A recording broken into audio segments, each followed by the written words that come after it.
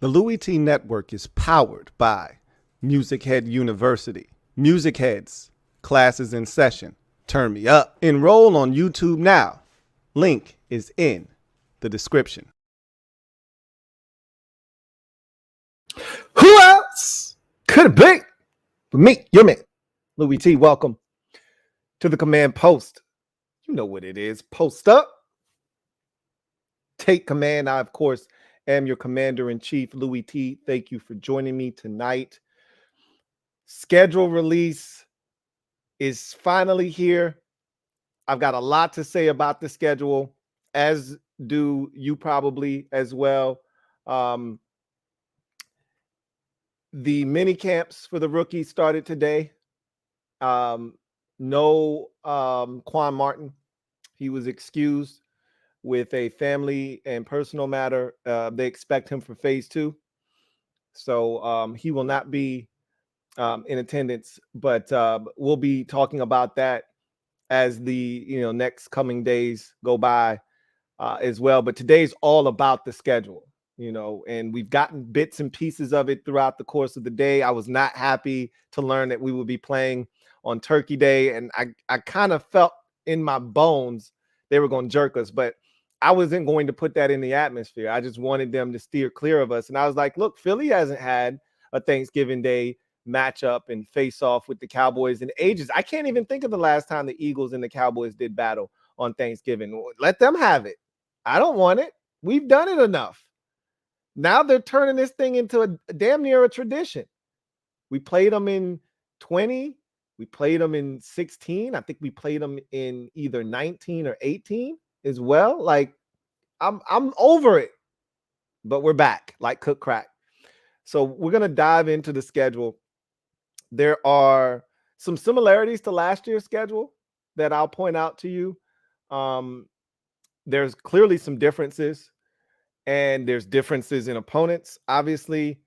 And there's a couple of things that I was a little surprised by, not like shocked. I already laid out for you that we are who we are, and we don't have star power, and that's what drives primetime games. But I was shocked at the lack of primetime games for the Commanders, especially in comparison to the rest of the division. We'll get to that a little bit later on in the show, however. I'm not going to waste a ton of time. Let's dive right in. I know a lot of you have already dissected the schedule already, but I'm ready to dive into this thing. So let's do that right now and take a look at the schedule. So first, what we'll do is we'll go through the schedule one time, and then we'll come back and we'll analyze it, and then I'll overanalyze it. And while this is taking place, if you guys have comments that you want to have read, start lining those things up, and we'll try to get to those after we're done here. But let's just go through weeks 1 through 18, talk about the schedule quickly, and then we'll really come back and dive in and really analyze this thing for what it is. So week 1, home for Arizona. So let's start with the preseason. We played the AFC North in the preseason, every single team except Pittsburgh. So my assumption is that if there were 4 preseason games, we would have been playing the Steelers in here as well. But obviously there are only 3. And so we'll play the Browns, Ravens, and Bengals. Now, what this graphic doesn't identify is home and away preseason games. Not that we really care all that much. But it does not designate which are home, which are away. It is what it is. So all the games in burgundy are home games. All the games in gold are road games. So week 1, we're home against the Arizona Cardinals. Week 2, we are away at Denver. So that's our first trip out west, essentially, of the season. We'll have 2 more trips out west throughout the course of the year. So this is one of those years where we're going to be traveling. Obviously, when you play any of the Western divisions, NFC or AFC, you're going to be traveling out west. A little bit more so with the NFC than the AFC, because the NFC has those teams that are actually on that left coast, Whereas the NFC or AFC rather, like Kansas City, for instance, it's not Midwest, but it's more mountain, right? It's not as far out.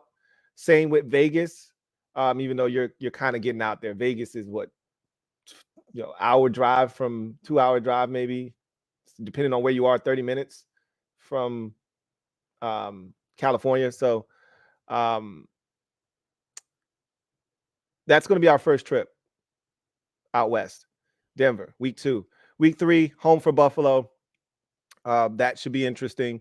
Week 4, you're away. You're at Philadelphia. For the first time, you will be seeing a divisional opponent, a family member that will come in week 4. So that's the exact same spot last year that we saw a divisional foe. We saw Philadelphia in week 3 last year, Dallas in week 4. This year, we have the Eagles in the 4 hole this year. Bears, week number 5 at home on a Thursday night. I'm shocked that they wanted to run this back. It was a great finish. It was a terrible watch for anybody that wasn't a Bears or a Commanders fan. And even if you were a fan of one of those two teams, it was still a horrible watch. I'm shocked that they decided that they wanted to run this back. They may have said to themselves, hey, Fields is going to be better. He's got more talent. Washington's got Sam Howell. Maybe this one will be better this time around. Maybe they might be right. Maybe they're right. But I wouldn't have done that if I were them. I wouldn't have done it. But they also could be thinking, kill 2 birds with 1 stone, because everybody gets a Thursday nighter, right? Why not kill 2 birds with 1 stone with 2 garbage teams with quarterbacks that, don't necessarily move the needle, even though I think Fields is a guy that probably is electrifying and does probably move the needle for some. Let's just kill those 2 teams and get them out of the way. Sort of like what I always request with Tennessee and Jacksonville, or at least I used to. Jacksonville is a team I don't mind watching anymore, but I'd substitute Jacksonville out and include Indianapolis in that and just say, hey, have the Titans and the Colts play each other on Thursday night and just get them out of the way so I don't have to watch them again the rest of the season. Or Houston, it doesn't matter. You pick all of those teams in that division, put me to sleep. Maybe that's what they were thinking with the Bears and Commanders. So Thursday night football, Bears coming to Washington to play the Commanders. Week 6, we're playing the Atlanta Falcons on the road. 3rd straight year in a row we've played the Atlanta Falcons. That doesn't happen very often. We'll talk about that a little bit later on. October 2nd, week 7, Giants. So that's the first time we see the Giants. So both of our first 2 family business matchups are on the road. Philadelphia in week 4, Giants in week 7. Then you're home the following week for the Eagles, and you're done with them. We'll come back to that in week 8. Week 9, you're on the road at New England. Following week, you're on the road once again at Seattle this time. So another trip out west, your 2nd of the season. You come back home in week 11 for the Giants. You're done with the Giants at this point now. And then for the first time in the season, you see Dallas. And for the 3rd time, the first time you play a team, it's on the road in the division. So that's week 12, and that's Thanksgiving Day. So you get the little 10-day mini bye, which we can use because, as we had last year, the latest bye you can possibly have. We've got it again. I'm shocked by that. We'll talk about that a little bit later. But Washington comes off the mini bye, 10 days off, home for the Dolphins. That is the final game before the bye. That's week 13. The bye comes in week 14, just like it did last season. Then you get into week number 15 off the bye, back out west. So at least you're going back on the West Coast after a bye week. You've had time to recharge the battery. And hopefully, unlike last year where we came off the bye and we weren't able to get it done, let's hope that this year the bye late actually acts as an energizer and not as a deflator, because we came off the bye last year and we lost 3 straight games and pretty much buried any hopes of making the postseason. Let's hope that this season after the bye, things are a lot different for the Commanders. So you come off the bye and you head out west and you take on the LA Rams in week 15.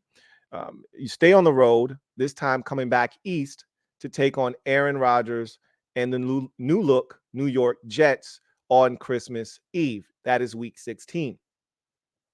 Similar to last year, late season game versus the San Francisco 49ers. We had the 49ers in week 16 last year before losing in week 17 to the Browns and then beating Dallas in week 18. This year, we have the 49ers in week 17. So not that much difference. The biggest difference being we're at home this time. Last year, we had to go out to Levi Stadium in Santa Clara. And then finally finishing up the season, another thing that I was slightly shocked by, I love it, Dallas again at home for the second consecutive year. Wasn't expecting Dallas at home in week 18. And as you can see, it's a TBD, meaning if anything happens that makes this game meaningful, they're going to flex it. So that's going to be very interesting, that week 18 matchup, because they could flex it to Saturday, because as we saw last year, they had Saturday games in week 18. I think they did. I might be mistaken, because normally in week 18, they don't want any competitive advantages. So they usually play all the games at the same time that means something. So if every game that needs to be played at 1 is played at 1, and then they may have like 3 or 4 played at 4. Either way, Dallas week 18. So let's, first thing I want to mention is the similarity between this year's schedule and last year's schedule. It's almost as if they were like somewhat lazy with our schedule. And I know that's not the case. It's hard coming up with a schedule for NFL teams, making it all jive, making sure that, you know, this team doesn't step on this team's toes. Make sure that these teams have bye weeks here. The Chargers and the Rams share a stadium, so you got to make sure that you're, you know, not overlapping there. There's a lot of things that you have to take into consideration. So I know that they didn't just copy and paste, but it kind of feels like it. You know, the start to the season is very similar. There are some quirks here, but the week 14 bye is identical to last year, right? The week 18 matchup is identical to last year. The late season game against San Francisco, you know, eerily similar, right? It's not quite the same exact week, but it's the same time frame. That was a right around Christmas game, week 16. It's you know, this is New Year's Eve, week 17, so very similar. The Bears Thursday night game, it's at home this time, but same opponent, same time frame of the season. It was week 6 last year. We were 1-4 and on our deathbed before getting that win. Same time frame, just 1 week off. Kind of, you know, a lot of similarities. Eagles in week 4. We had them in week 3 last year. A little different because it was a home game last year. It's an away game, but again, similarity there. Having the season start at home against a team that you feel like you should be able to handle in Arizona, and then going on the road against a team, again, they're going to be much improved. Russell Wilson, I don't think, is dead. And Sean Payton is going to make a massive difference. But you're going on the road, taking on a Denver team that you think is vulnerable, that you can maybe handle.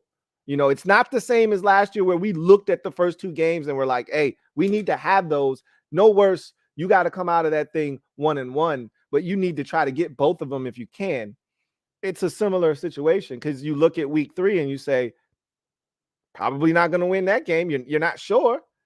And it's not like going to Buffalo like it was, 2-3 years ago when we went to Buffalo in week 3, when we had the Chargers in week 1, lost that game. And then we said, we have to beat the Giants in week 2 or the season's done, because you have a Buffalo Bills date in week 3 on the road in Buffalo, and you know you're not going to win that game. And of course, we got steamrolled. But luckily enough for us, we had the thrilling comeback against the Giants, won that game, and then was able to win the following week after the Bills beat down at Atlanta with a thrilling come from behind victory to get to 2-2 before the season somewhat fell apart and lost 4 in a row, and you were 2-6 going into the bye week.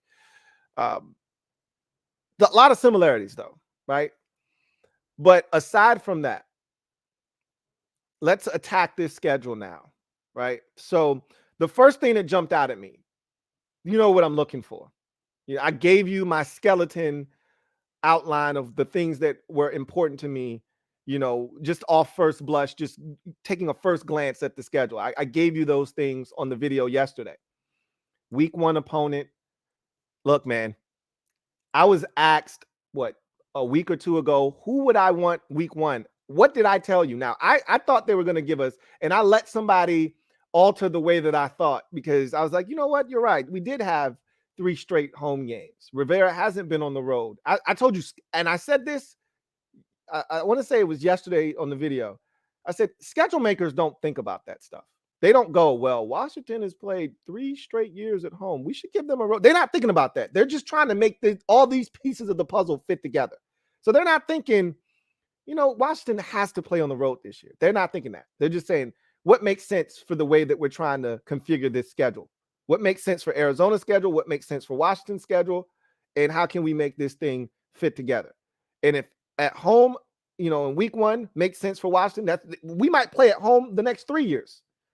At some point, we're going to have a road game or 2 or 3 in a row. But I thought we could play at home, but I allowed, outside forces to convince me, you know what, we're due for a roadie. And we probably were due for one, but it's not what they decided to do. But the team that I told you I would love for us to start with, did I not say Arizona? I said, I would love it if we got the Cardinals at home to give Sam an opportunity to get off to a fast start. Win a game, get some confidence under his belt, and let's just see where this thing goes from there. That's what I want, and I got my wish. Now we got to take advantage of it. Same thing we said about Jacksonville last year, right? And almost let that opportunity slip through our fingers. We know Kyler Murray isn't playing week 1. That's why I wanted this game early. I don't know when he'll be back. I don't care when he comes back. He won't be back for week 1. I know that for a fact. So let's just get this out of the way early while they're still trying to figure some shit out. It'll most likely be Colt McCoy. Yippee! Now, Colt's no pushover. And if you don't get to him, he can carve you up. But I think we can rattle this cage a bit. So I like that start for us. But the first thing that I noticed on the schedule was we only had 1 primetime game. 2 primetime games. We all consider Thanksgiving primetime. Nobody that watches football looks at a Lions Thanksgiving game at 12:30, a Cowboys game at 4:30, or the nightcap, which is technically primetime. Nobody looks at the Lions or Cowboys Thanksgiving game as anything other than primetime. There's no other game on. We get what primetime technically means, but we consider that a primetime game. You're the only show in town, okay, at that time. So I was shocked to see that we only got 1 primetime game outside of the Thanksgiving contest. And shocked isn't the right word. I was a bit surprised. But at the same time, I understand, and I told you guys this on the video yesterday, primetime games are all about star power. And when we talk about star power in the NFL, more specifically, we're talking about the quarterback. This isn't the NBA where anybody can be a star and they'll market anybody. We're not marketing centers in the NFL. We're not marketing edge rushers or, wide receivers, even though those are guys that you pay to see and those are names that you're going to bring up. But those guys aren't moving the needle and getting you extra primetime games. The Steelers aren't getting extra primetime games because of TJ Watt. The Rams aren't getting extra primetime games because of Aaron Donald. The Rams are getting primetime games because of Matthew Stafford, right? The Steelers are getting primetime games because they're the Steelers. And then Kenny Pickett is growing and developing, but they're the Steelers. They're a household brand. They travel well. They do good numbers, so they're going to get primetime games. The Buccaneers, for instance, this year, look at last 2 years for Tampa Bay with Tom Brady. Look how many primetime games they had. I guarantee you, I haven't looked yet. I guarantee you the Bucs don't have any more than 2 primetime games. My guess is they've got 1, and that's a Thursday nighter. That's my guess. Same with Atlanta. Probably only one, maybe two, just like us. And the only reason we have a second is because we're playing Dallas on Thanksgiving. I think Atlanta, Tampa Bay, teams with a lack of star power, not going to be on primetime television because you don't have that guy at quarterback. We fit into that category right now. All right. We may think Sam is going to tear shit up this year and put the league on notice. But until that happens, he's just another guy at quarterback. He's a jag as far as everybody else is concerned, which is why everybody thinks we're going to suck this year. But I still felt like the Washington brand and us playing in this division alone, and that's pretty much what I based it off of, was we play in the NFC East. Everybody's good in this division except for us as it stands right now. All three teams not named Washington made the playoffs last year. And this is a thing that we've done. We've always gotten a primetime game on Monday Night Football against either the Giants or the Eagles. Generally, that happens. And we didn't wet the bed last year on Monday night against Philadelphia. As a matter of fact, we showed up and we showed out. We didn't wet the bed against the Giants, not from a play standpoint, not from a aesthetics standpoint. That was an entertaining game, start to finish. We didn't get it done. We didn't make enough plays, but that was a fun game. That Giants game, I enjoyed that thoroughly, even though I did not enjoy the outcome. So you would have thought that we would have been invited back. We didn't embarrass ourselves on Monday Night Football, and we didn't embarrass ourselves on Sunday night, which is the biggest stage. And so I just assumed there'll be a Giant or Eagles game on primetime somewhere in there. And they said, nah, we're good. We'll give you the Thanksgiving game. We'll toss you a Thursday night bone. Get out of our face. I'm shocked by that, especially when you look at the rest of the division, and I call them abnormal games.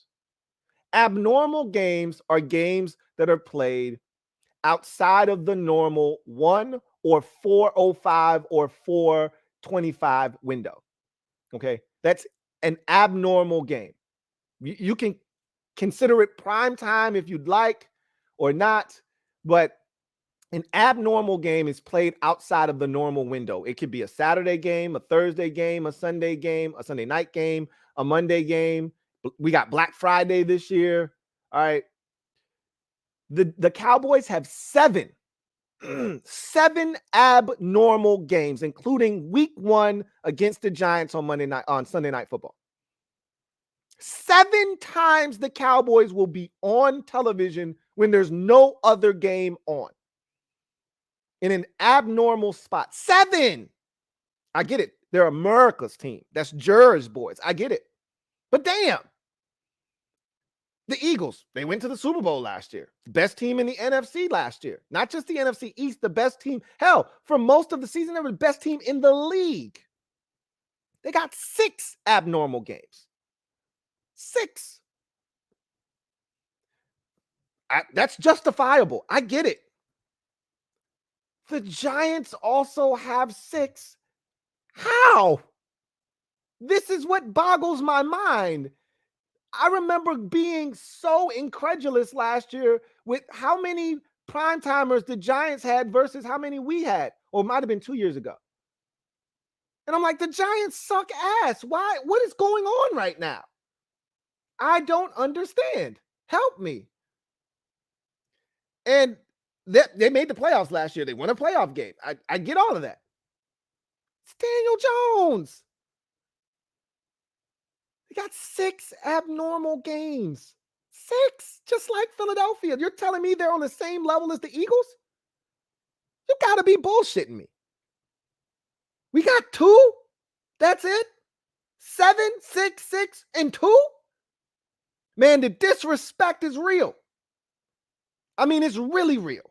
So that was the first thing that jumped out at me was, I just wanted one more. That was it. I was like, okay, week 5 against the Bears, Thursday night.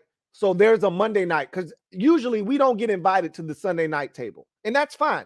Okay. We've thrown up on ourselves enough times on Sunday night, even though I thought we showed well last year. We've thrown up enough times on Sunday night that they say, hey, you're not invited this year. I get it. Where's my Monday night invite? We always get invited to Monday night at least once. Where's my Monday night invite? You took that from us too? So we tried to walk into the Monday Night Football party, and you was like, whoa, whoa, whoa, where you going? We're like, come on, man, it's us. He's like, us? I don't see no us on this list. Come on, man, stop playing. It's the Commanders, man. Commanders. You're not on the list, man. Are you kidding me? We're always on this list. They treating us like we a D-list actor all of a sudden. We used to be A-list. Then we fell down to the B-list. Even if you a C-lister, you get in on Monday night. They're not stopping you at the door if you a C-lister. Guess we got to earn it, man. We got to work our way back up. We like the Nick Cage of the NFC East. We get no respect around here because we stunk it up. We went from A-list to D-list, and now we got to work our way back up to at least the B-list, right? That was disappointing. So that was the first thing I noticed. Then the next thing I noticed was last year I was so excited about home away. And that was the theme of the season. We didn't play a bunch of games on the road consecutively. We only had one stretch. Weeks 10 and 11. Philadelphia on a Monday night. The following week, we played Houston. That was it. That was the only time we played back-to-back road games the entire season. And then the final two games of the season, home for Cleveland, home for Dallas, were the only times the entire year we had back-to-back home games. So I said, hey, that's a pretty balanced schedule. They blessed us. You don't have these abnormalities. Not the case this year. The second thing I noticed after the primetime debacle was we got some roadies, man, and we got them in a row. We got a stretch here from weeks 6 to 10 where we play 4 out of 5 on the road. Yikes. And normally when you see that kind of discrepancy, you're like, all right, we're going to get some get back. It's going to be a stretch here where we got, 3 out of 4, or we got 4 out of 5 at the crib. Nope. No, it ain't. Not only is there a 4 out of 5 stretch, if you extend that out by 3 more weeks, it's 6 out of 8 on the road. From weeks 6 to 12, we play 6 road games out of 8 possible games. We will have to be road warriors during that stretch. At Atlanta, week 6. At the Giants, week 7. Home for the Eagles, week 8. At New England, week 9. At Seattle, week 10. Home for the Giants, week 11. At Dallas on Thanksgiving, week 12. That's 5 road games out of 7. 5 road games out of 7 weeks. Ouch. We didn't see anything remotely close to that last year. And again, there's no get back here. The only time during the season we play back-to-back home games are the final 2 games of the season. It's a good time to have it happen, right?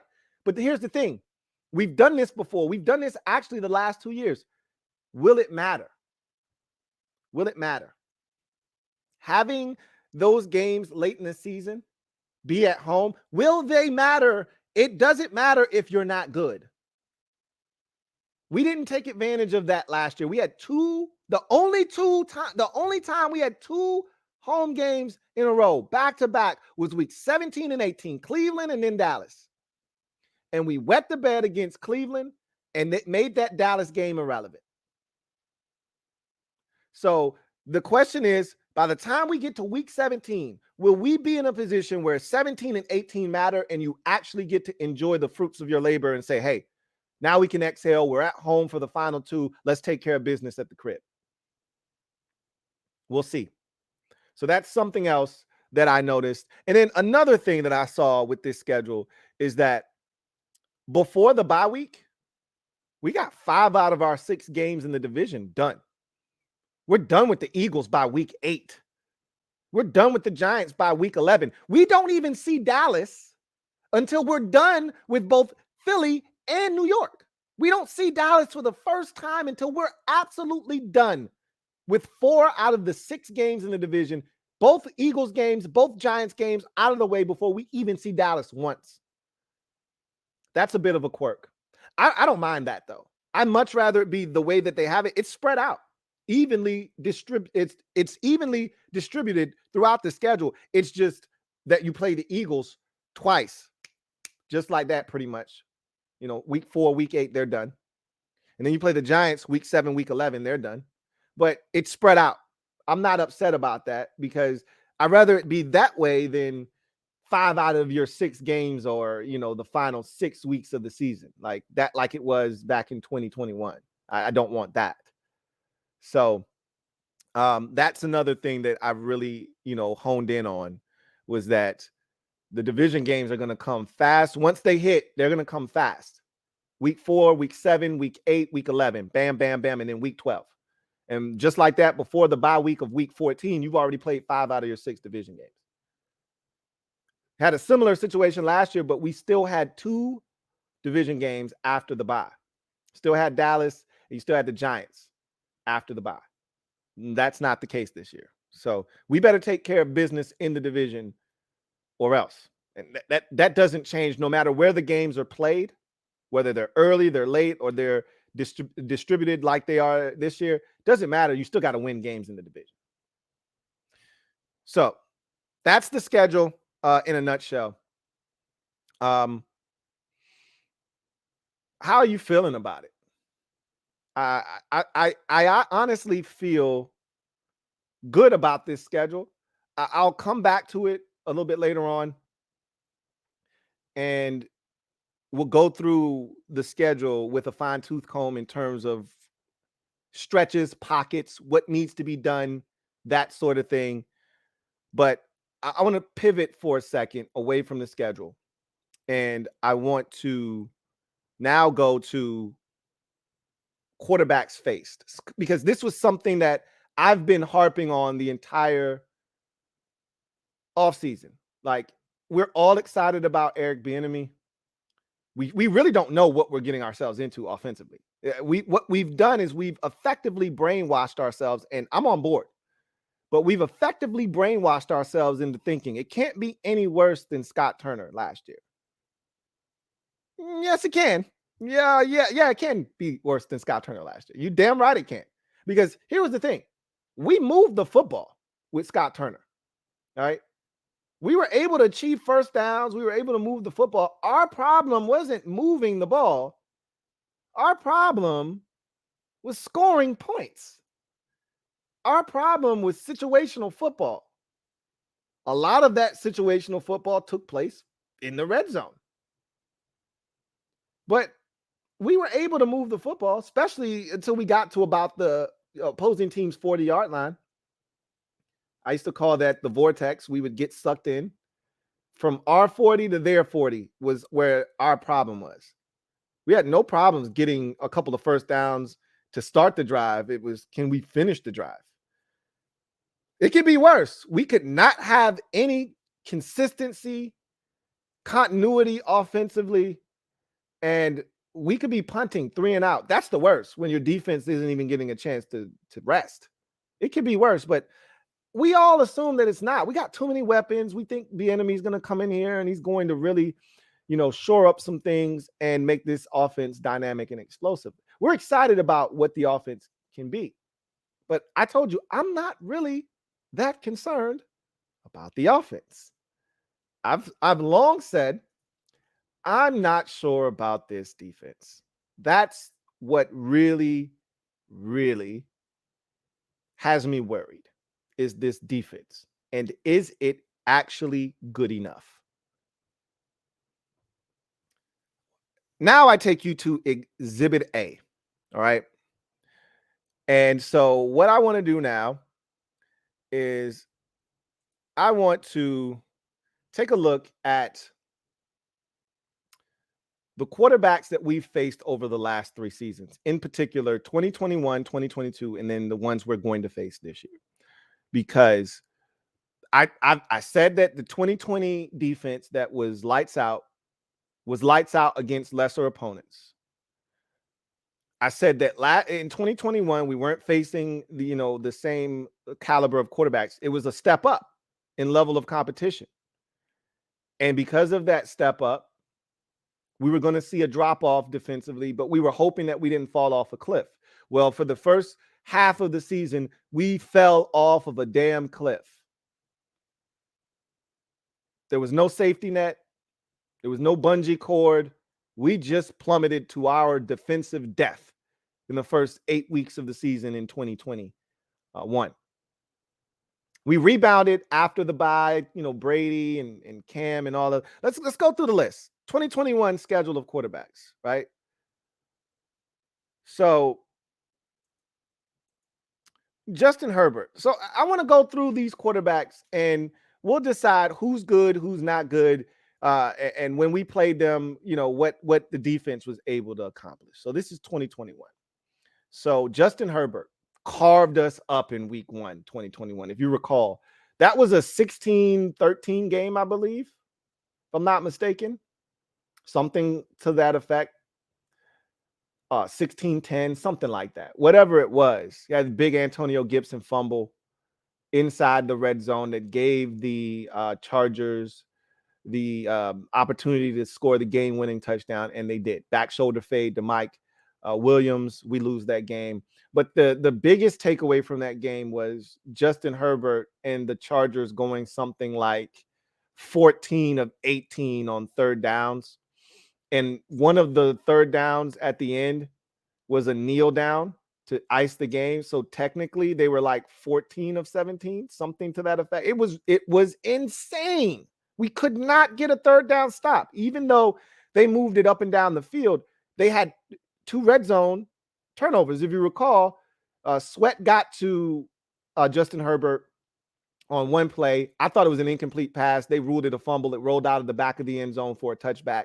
And then William Jackson III picked off Justin Herbert in the red zone. So that was the only reason they didn't blow us out of that game. And it was even close to begin with. Herbert carved us up. You go to Daniel Jones, week 2. If you recall, that was a shootout. We couldn't stop Daniel Jones and the Giants offense really in the second half of the game. It was dumb because I think there was a stretch where the Giants scored on like 6 straight possessions. But ultimately, we were able to triumph in that game.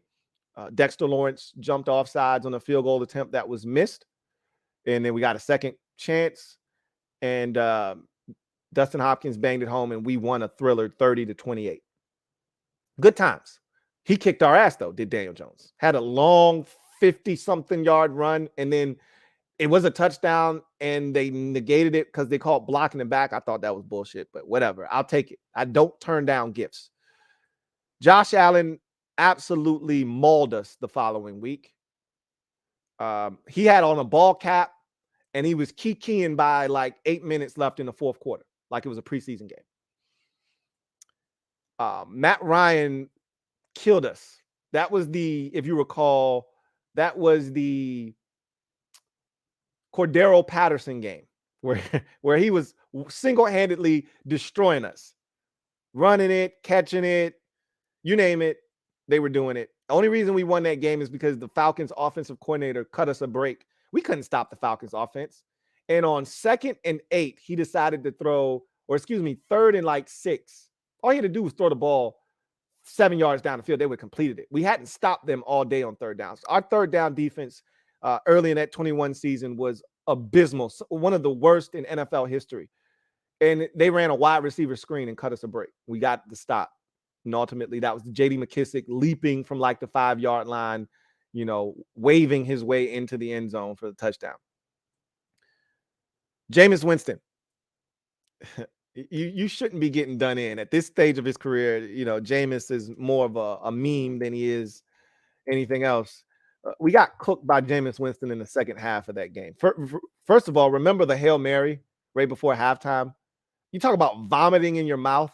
That was a vomit in your mouth moment when he heaves it up, 55 yards into the end zone, and they come down with it. And instead of being up 14-7 at halftime and feeling good, it's 14-14, and you're like, what the hell just happened? We never really truly recovered from that, I don't think, in that game.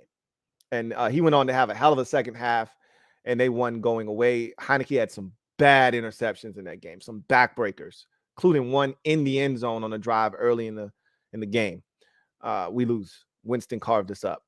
Mahomes, we actually played well in the first half. Remember, we forced 3 Chiefs turnovers in the first half. We picked Mahomes off twice. We forced a fumble. We were feeling good about it. And all of that just to be up 13-10 at halftime. We didn't score another point. Remember, we came out, got the ball in the second half. Dustin Hopkins missed a field goal, chip shot too, like 37 yards. And from that point on, they went and scored like 17 unanswered points and beat us like 27-13. Might have even been 31 or 34. They might have scored 3 straight touchdowns. Whatever the case may be, the game wasn't as close as it should have been on the scoreboard. It didn't reflect how competitive we were, specifically in the first half of that ball game. It got away from us late. But Mahomes carved us in the second half. This is when our season started to turn around defensively. But again, look at the list of quarterbacks that I've already gone through. We haven't even gotten to the second half of the season. Aaron Rodgers, we went to Green Bay. We actually had a really good game against Aaron Rodgers. He didn't really play that well against us. We moved the ball up and down the field, but we turned it over, and we went 0 of 5 in the red zone. Remember, we had Chris Blewett at kicker. The shit that we've gone through, when you sit down and you actually think about it, we had Chris Blewett at kicker, and he blew it, had a kick blocked. Heineke fumbled. Remember, he dove for the end zone. They said he was giving himself up, so they took the touchdown back. We went for it on 4th down on a quarterback sneak. He didn't get it. You had an Antonio Gibson fumble. Heineke threw an interception in the end zone.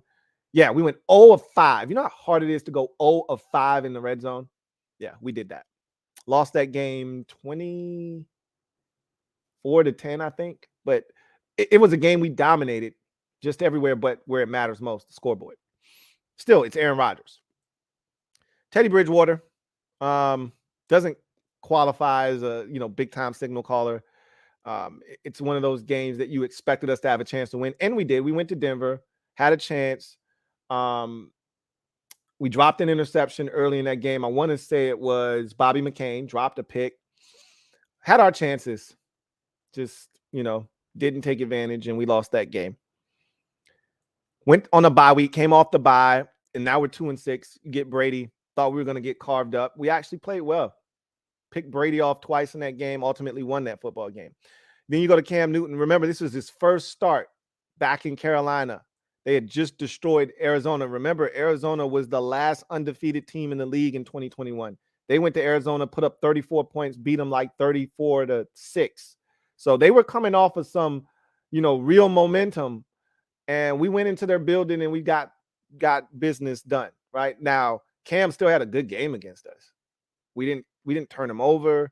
He was very efficient, but we were able to get stops when we needed to. Cam Curl with a big 4th down stop against Christian McCaffrey, but still, that's Cam Newton, and he played well against us. Russell Wilson on a Monday night, he was just coming back from the injured finger at the time. Wasn't his sharpest. He missed some throws. Guys were open that night, I remember, and we stole a 17-15 game. Remember, we tried to blow that? We were up the entire game. We could not convert, if you remember, on 3rd or 4th down in that game, 3rd and short. It was like 3rd and 1, like 3 times, and we got stopped all 3 times. And then there was a 4th and 1, and we got stopped there. And that's what kept Seattle in that game. And we're right there. We feel like we got this thing in the bag. It's 17-8. And then just like that, boop, boop, boop, Russell Wilson makes like 3 completions, and they're in the end zone. And we're sitting there looking at each other like, are you kidding me?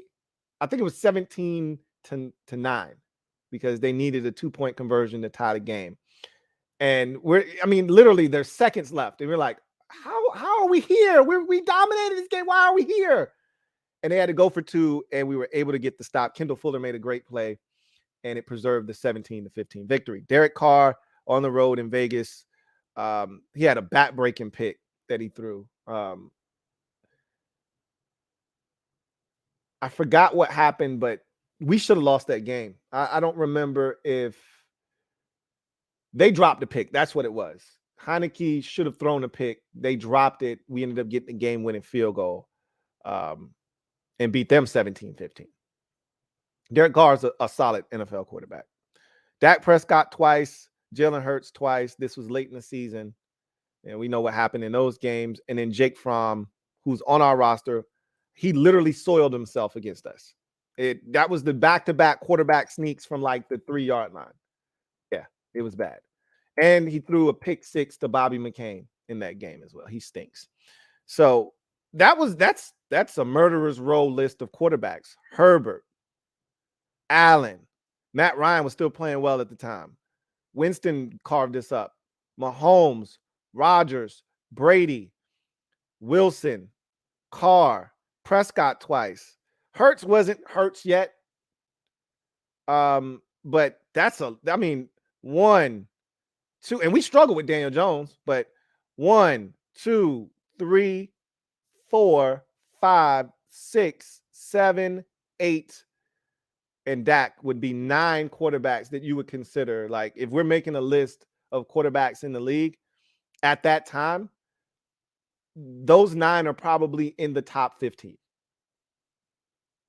And take out Matt Ryan, and you're probably talking about top 10.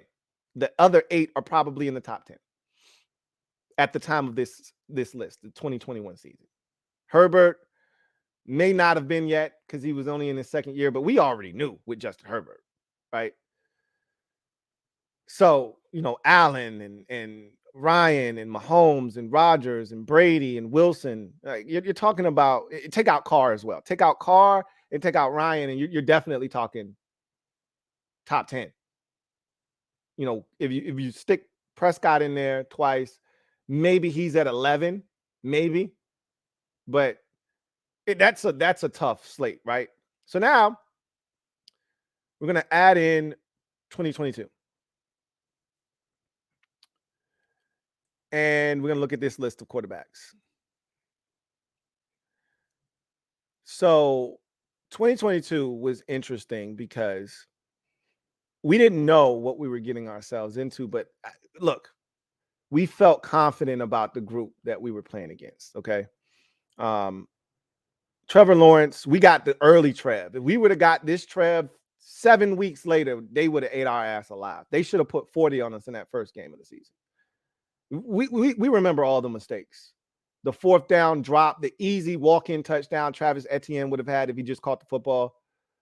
There was another one up the seam that Travis Etienne, that Trevor Lawrence throws a little bit behind him, and he has to kind of reach back to catch, and he falls. He's wide open. He walks in the end zone. They ended up settling for a field goal on that drive. There was an easy touchdown on the opening possession of the game that Lawrence missed to Jones, where he's wide open and he just overthrew him. There's another one where Travis Etienne runs a corner route on Jamin Davis, cooks him. I mean, he's open by 5 yards and he overthrows it for a touchdown on a corner route. So there were missed opportunities left and right by the Jaguars. But, I mean, that's still a hell of a quarterback. Trevor Lawrence is one of the young gunners in the league. We thought we were going to be able to take advantage of Jared Goff. Jared Goff carved our ass up. I mean, he was surgical with that bitch against us. Hurts twice. He dug in our ass the first time. I thought we did a good enough job of keeping him contained as a runner. Both games, honestly, but he still played well the second game. But we were able to force some turnovers. That's pretty much what saved us in that game. Dak twice in 2022. See how both of those Cowboys games go in 2022. Oh, that was last year. So we lost the first one. So we didn't get Dak twice. We got Dak once, and we got Cooper Rush. So yeah, Cooper Rush once and Dak the other time. Tannehill, I thought we had a chance to take advantage of him. And for the most part, we played well, but we didn't make timely stops when we needed to.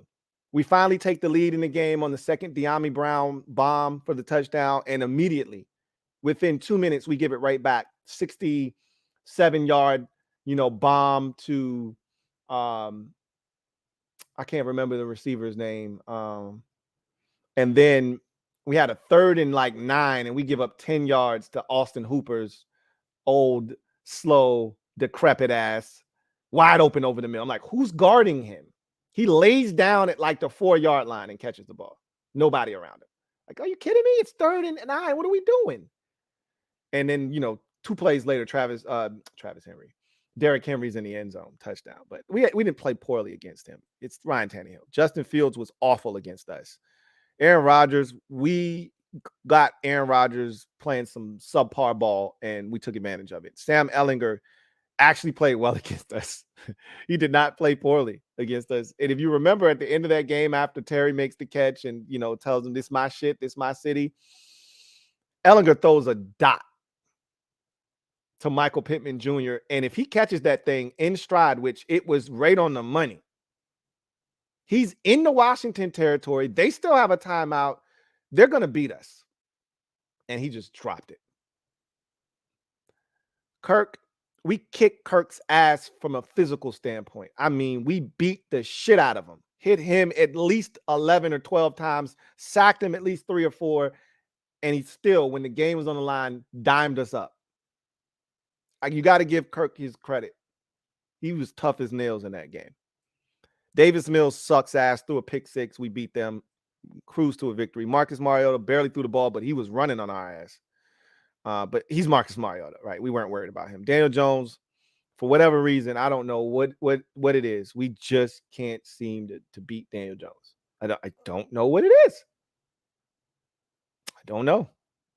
Brock Purdy, he wasn't sensational against us, but he made plays against us. He did throw a pick, but when it was all said and done, he carved us too. And then Deshaun Watson, we know what happened there. That was a travesty. All right, so this was not a murderer's row list. So when you go back and you look at the list, Trevor Lawrence 1, Hurts 2, Prescott 3, Rodgers 4, Kirk 5. That's it. Even I can't even count Watson because he wasn't even himself last year. I mean, compared to like 10 or 11 quarterbacks, what do we have in 2021?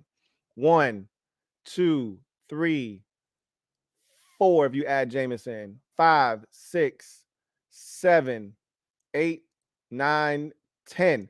You want to take Jameis out? 9 upper echelon quarterbacks. You add Jameson, it's 10.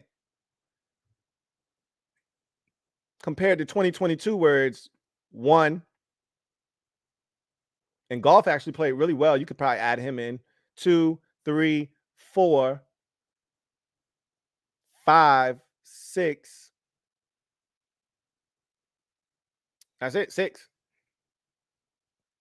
That's it. 6. So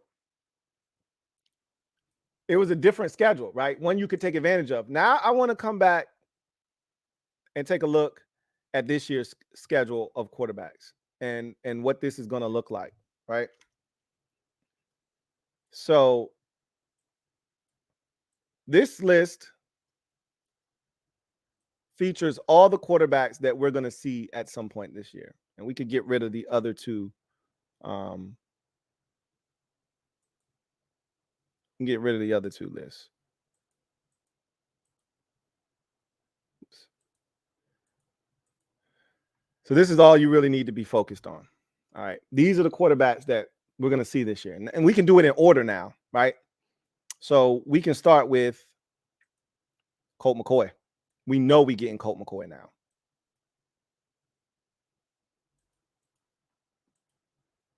We know we're getting him week 1. That's not a question mark anymore. We weren't sure because if we would play them in week 14, you could get Kyler Murray instead. Well, we're getting Colt McCoy week 1. So you got to win that game, right? So week 2, let's see. Let me pull up the schedule now. Let's pull up the schedule. Wow. And see what we're working with here. So week 2, you got Denver Broncos, You got Russell Wilson. I think he's going to go back to the Russ that we've come to know and love, not the Russ we saw last year that was struggling and the Broncos team that couldn't score any points. They got Sean Payton now. That means something. So I think that's going to count like the old Russ. Then you got Josh Allen. Ouch. Okay. Then you got Jalen Hurts. Ouch. Okay. Then you get Justin Fields, and we'll see what this new iteration of the Bears offensively with all the weapons that they've added around him looks like. I mean, he kicked our ass from a running standpoint last year. He kicked almost everybody's ass from a rushing standpoint. But throwing, he left a lot to be desired. We'll see if he grew at all in that capacity over the offseason, and being comfortable, means something. This will be the second year in the offense that he's currently in. So he should be that much more, acclimated and comfortable. We'll see. Falcons, Desmond Ridder. Yeah. I hope it's him and not because Heineke gonna want to do us if he's in the game by then. So let's hope it's Desmond Ridder and not Taylor Heineke, because Heineke gonna try to ball on our ass if he feels some type of way, about how shit ended here. So I think we'll be better off seeing Desmond Ridder and not Taylor Heineke in week 6. Then you got Daniel Jones, the first of 2. Then you got Hurts again for the second and final time in the regular season, that is. Then you get Mac Jones. All right. Then you get Geno Smith. Then you get Daniel Jones for the second and final time in the regular season. Then you get Dak for the first time. Then you get Tua. Then you get your bye week. You come off the bye week, and you got Matthew Stafford if he's healthy. Then you get Aaron Rodgers. And then you get either Brock Purdy or Trey Lance. I think it's going to be Brock Purdy by then. It really doesn't matter to me. I'm not afraid of either one of those dudes. I don't even know Trey Lance right now. And Brock Purdy, I wasn't like, he was good. Don't get me wrong. I'm talking about against us, he wasn't overly impressive. He was good. He wasn't overly impressive against us. And then you get Dak Prescott for the final time. So going through this list, this is more like the 2021 Murderers Row list, though.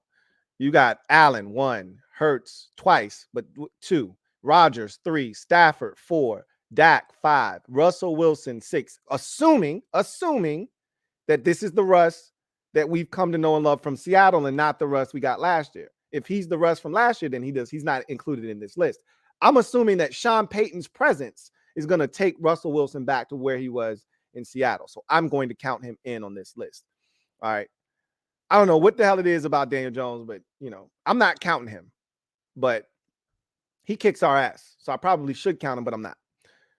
Tua, I'm not going to count him either, but we know what kind of damage he can do. I'm not counting Geno either, but again, we saw what Geno was capable of last year.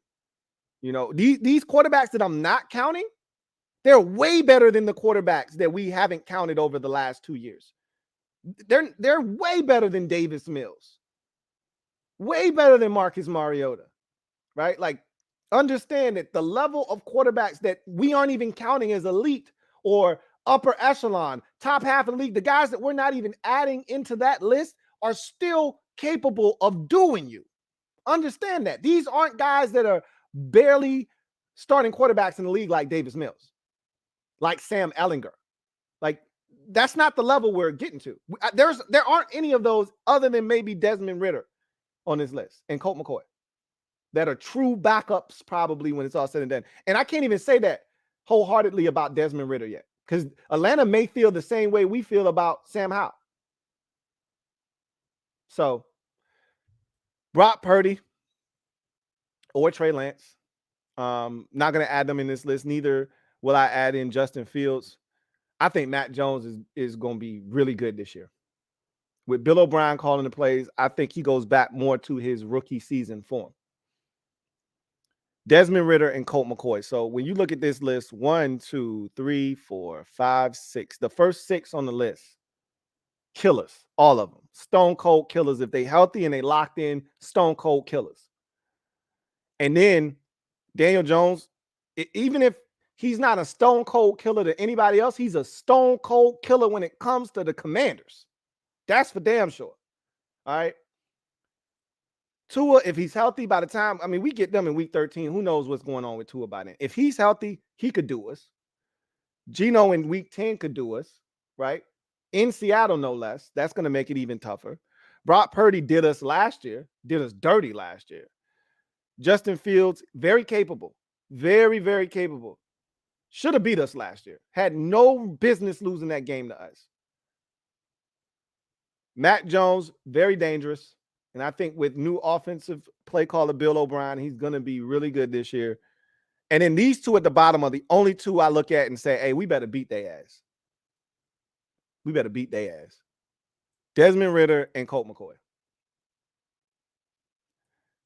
This feels a lot like the 2021 list of quarterbacks, minus Brady, obviously, and a couple of other names that were on that list that made it tough. This one, I think this one is more consistent throughout. Because you could look at Geno like how we looked at Jameis Winston back in 21, right? Fully capable of doing you. We could look at Tua or even Brock Purdy or Matt Jones is what Matt Ryan was that year. Fully capable of doing you in 2021. So I think our defense could struggle, is what I'm trying to convey to you. If the secondary isn't better and improved and consistent, and the pass rush isn't better and improved and consistent, we could struggle defensively, is what I'm trying to convey to you.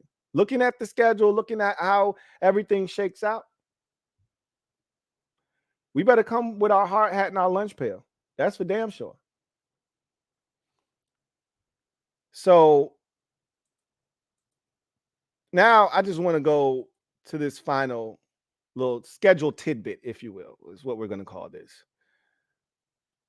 This talks about the strength of schedule, and really the NFC East plays the toughest schedule. So we went from probably the softest schedule in the league last year, and the entire division, except for Washington, took full advantage of it, which is why we had 3 out of 4 teams make the postseason.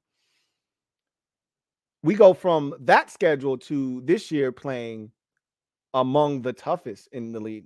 Philadelphia, from a strength of schedule, again, we're assuming that the teams that were good last year are good this year, which is not a safe bet in the NFL, which is why we don't like to really play the schedule game. However, assuming that the teams that were good last year are good again, we're looking at a schedule where Washington will play 7 2022 playoff teams from a season ago. All right. Buffalo, Miami, Philadelphia twice, Dallas twice, Giants twice. So our entire division, obviously. Seattle and San Francisco. Right there, that's 9 out of your 17 games. Right there, 7 teams.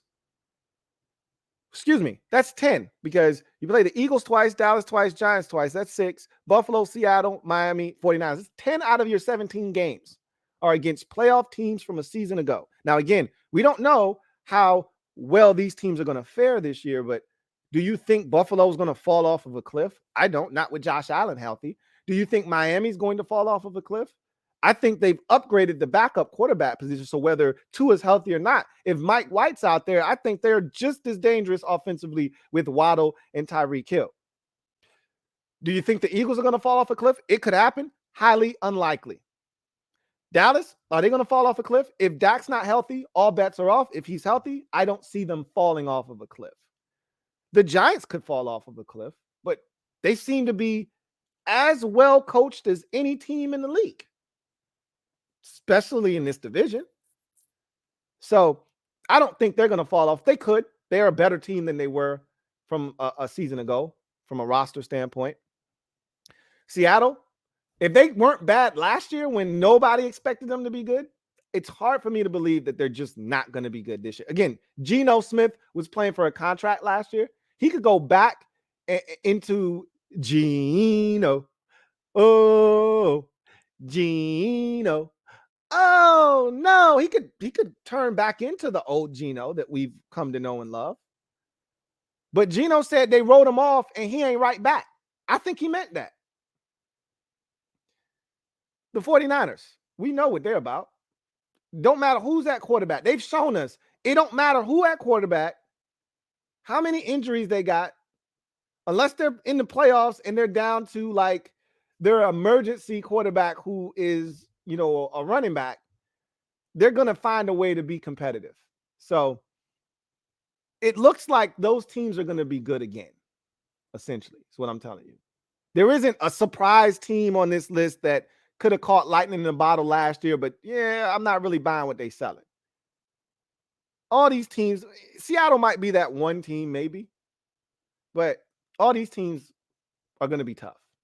Again, schedule's much tougher this year. Eagles play, I think, the toughest schedule. Hold on. Somebody sent me something on IG earlier today, and I'm going to see if I can't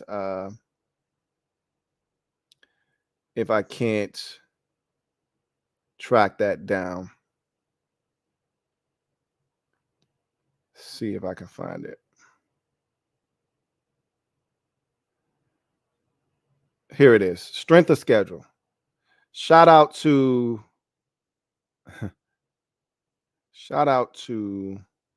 Smack Crack on IG, who sent me this today. Strength of schedule for the upcoming season. Eagles have the toughest schedule in football, followed by the Miami Dolphins. The Giants are third. The New England Patriots are fourth. Dallas is fifth. The Jets are sixth. The Bills are seventh. And the Commanders are eighth. Okay. So we've got 1, 3, 5, and 8 in the league in terms of toughest strength of schedule heading into the season. Now, again, that is something that is definitely subject to change. However, this ain't Houston and Indy and Tennessee and Jacksonville and Detroit and Chicago and Minnesota and Green Bay like it was last year. That's all I'm telling you. With a little Cleveland on the side. And we still couldn't handle them.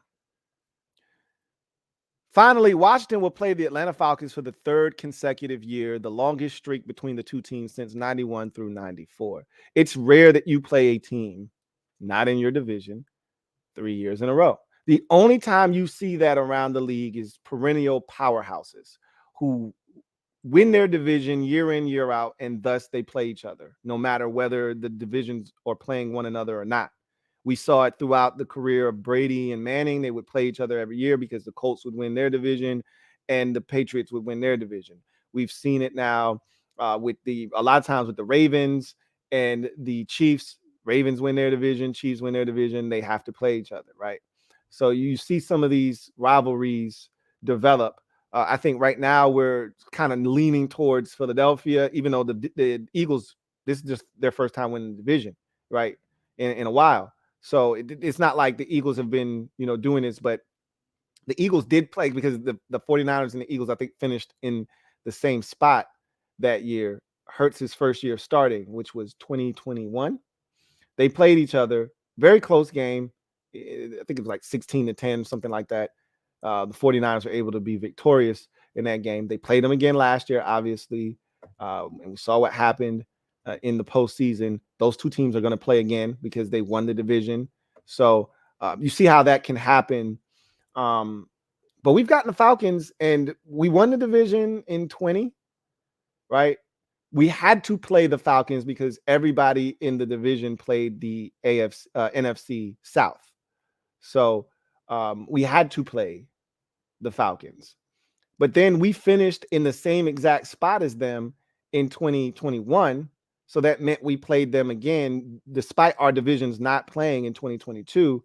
And here we are again. We finished in last place in our division. They finished in last place in their division. Here we are playing each other once again. So I'm hoping that they're nowhere near us next year because we don't play the NFC South next year. I think we will be playing the NFC Or maybe we do play the NFC South next year. We played the West this year. We played the North. Yeah, we are playing the South next year. So no matter what, we'll be playing them for the 4th consecutive year next year. I just don't want it to be where we're in the same, unless they come in to meet us. I'm trying to go to the top, you know. Keep rising to the top. Trying to go all the way to the top of the elevator, right? So we'll see what happens. Let's go back to the schedule though. And now I want to really dive in to the schedule and kind of look at some pockets, wins and losses, things that need to take place for us to have a successful season. I think the first thing that you look at the schedule and you say to yourself is we got to get off to a fast start. And this is not just because of the schedule. You know, this is because with Ron Rivera as our head coach, it's something that we haven't done. It's almost like Ron is allergic to fast starts. Ron has shown the penchant, right? He's got a propensity to start slow, but somewhere along the midpoint of the season, find his footing as a coach and the pulse of the team, and they start to play rhythmic football. Whether they figure out that, hey, we got to run the ball more, play sound defense, you know, the competition maybe lightens up a bit, ball maybe bounces our way a little bit more than it did earlier in the season. Whatever happens, and somehow we managed to win 3 or 4 in a row. We didn't get to 4 last year, but we got to 3 in a row.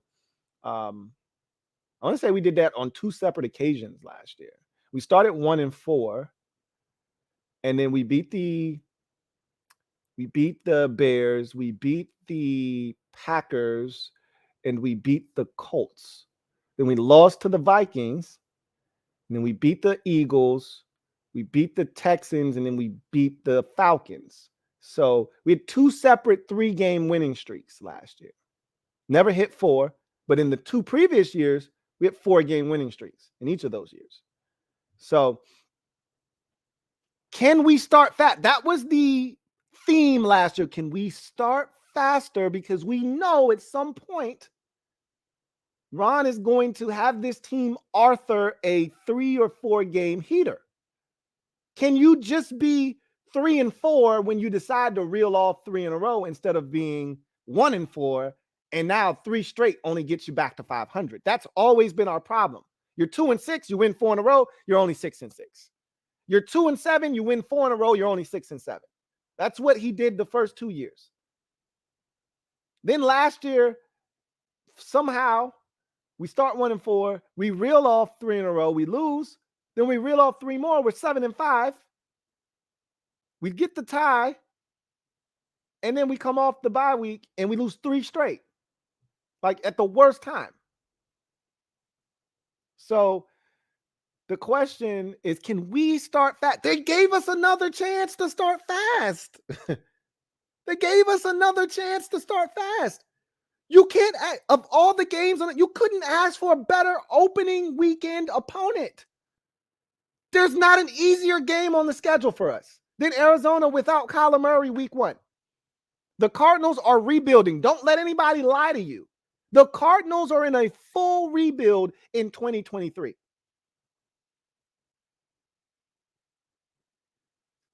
We have to win that game. You have to win. If we can't beat the Cardinals in week 1, if we come out flat and we don't get it done, that's going to take the air out of our sails immediately. You have to win that game. Then the following week, I don't know what to expect from the Denver Broncos. I'm not going to lie to you. I can't look at you definitively and say, hey, like I did last year when I said, hey, we need to beat Detroit in week 2. Got Jacksonville week 1. We need to beat Detroit in week 2. Like, they're giving us a chance to get off to a 2-0 start. That was the theme last year. Can't necessarily say that about on the road at Denver at Mile High. It's a winnable game. But Sean Payton he's that dude. He's him when it comes to play calling. So I can't definitively say, hey, we need to go to Denver and win. But even with that said, I'm looking for a split of the first 2 games. I want to be greedy. I want to be 2-0. But just don't come out of that stretch 0-2. All right? Say you split those first 2 games. Look, it's tough if you do that because You're probably not beating Buffalo at home, even though I'm not afraid of the Bills. But you're probably not beating the Bills. Let's keep it a buck. But we're going to fight like hell. And the Bills had some stinkers over the years where you didn't expect it. And they're always on the road. This is not like, previous years where we're playing a team like this on their home turf. You're like, there's no way. I remember calling this exact game. It was the same exact week in 2021 when we went to Buffalo. That's a kamikaze mission. There's no way we're coming out of there alive. And we didn't. We can beat Buffalo, but highly unlikely. Okay. We can go to Philadelphia and win. We did it last year. We're fully capable. Not going to be easy. And if anybody's counting that as a win, bless your heart. It's a very winnable game, though. And it's family business. I'm not looking at that the way I'm looking at the Buffalo game. I'm looking at that Eagles game like, man, we can go there and do those boys. But here's where the schedule gets like, all right, no matter what happens early, you better take advantage of weeks 5 through 7. And again, it's the Bears. This is the thing. And I say this every year. I'm going to say this again to you guys this year so that you understand where I'm coming from. We are not in a position, other than the Arizona Cardinals. I'm planting my flag on them. We better not lose that game. Other than Arizona, there isn't a team that we should be circling on the calendar and saying that's a win. I'm just going to kind of, eventually I'm going to make a prediction for the season and what I think is going to happen. We're not going to do that tonight, but we're going to talk about the schedule and games that you feel like are there to be had. And this is a stretch of the schedule, weeks 5 through 7, that I feel like are there for the taking. You better win 2 out of 3 of those games. No ifs, ands, or buts. I want all 3 of them because the Giants are due. It seems like we're allergic to splitting with the Giants. It's either a sweep for them or a sweep for us. Well, damn it, it's our turn. You got yours off last year. It's time for us to get ours. And, similar to the way I feel about Dak Prescott, where I'm like, yo, I don't even want Cooper Rush. I want Dak's ass. I'm sick of him beating us. It's time to, turn the tide there and start winning some games against him. I'm sick of Cowboys fans throwing his overall record against us in our face. I feel the same way about Daniel Jones. Like, I'm sick of Daniel Jones playing his best football against us and us seemingly not having an answer for Daniel Jones as if we've never seen him play football before. Sick of that shit. So I want to go to the Meadowlands. We should have beat them in New York last year. We dominated that game. We just made stupid mistakes, dumb penalties, a dumb turnover that led to a touchdown, their only touchdown in the second half. Like, we gave them an opportunity to have that game be tied.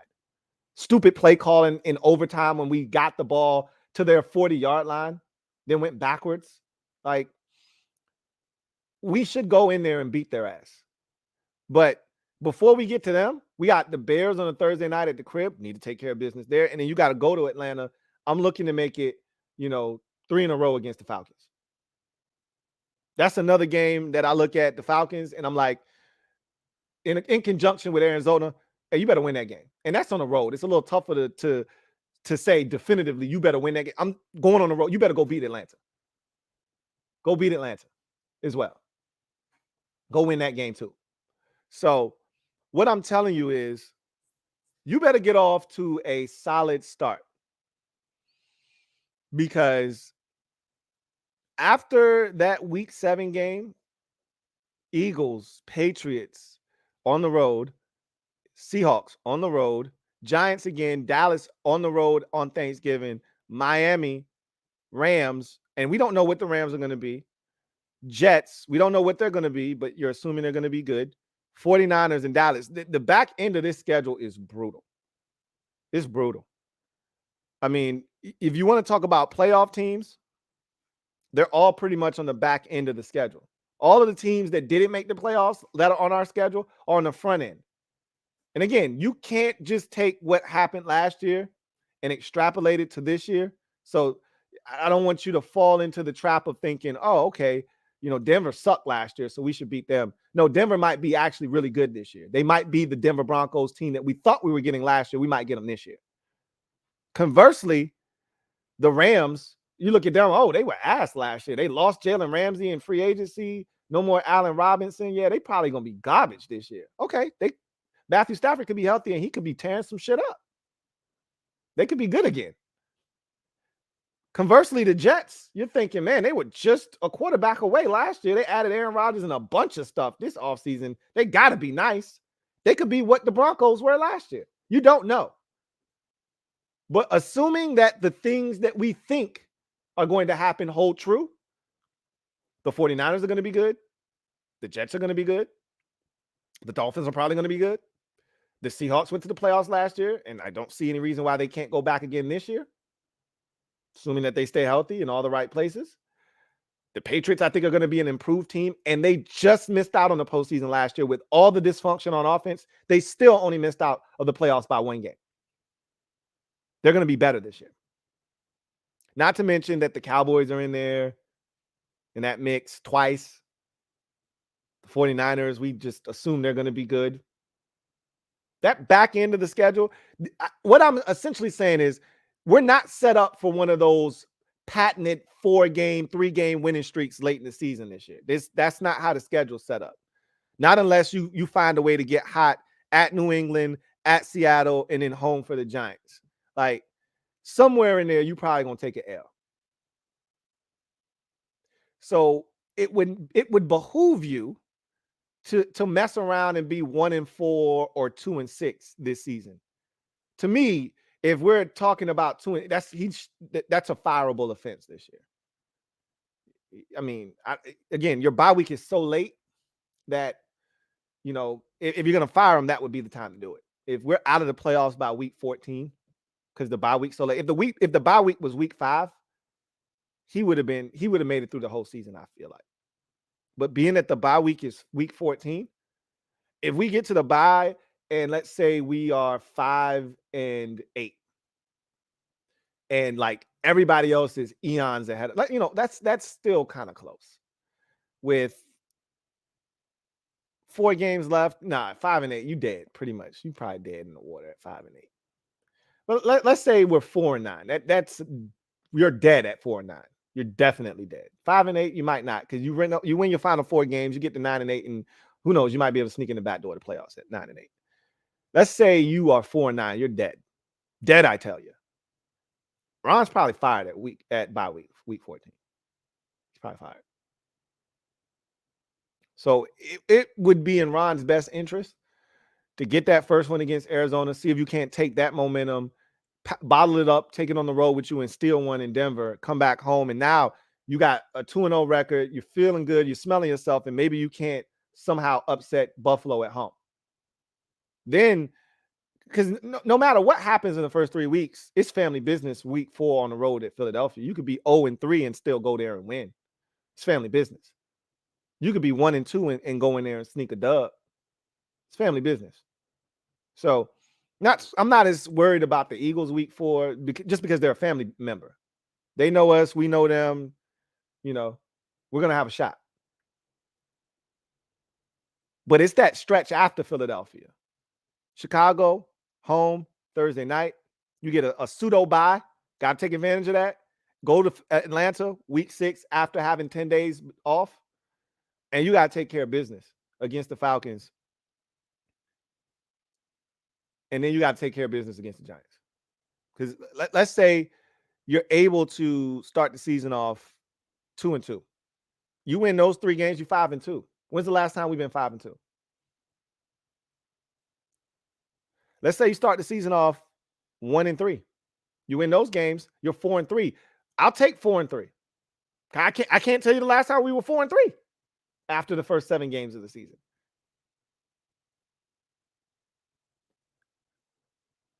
But that 3-game stretch is going to be huge.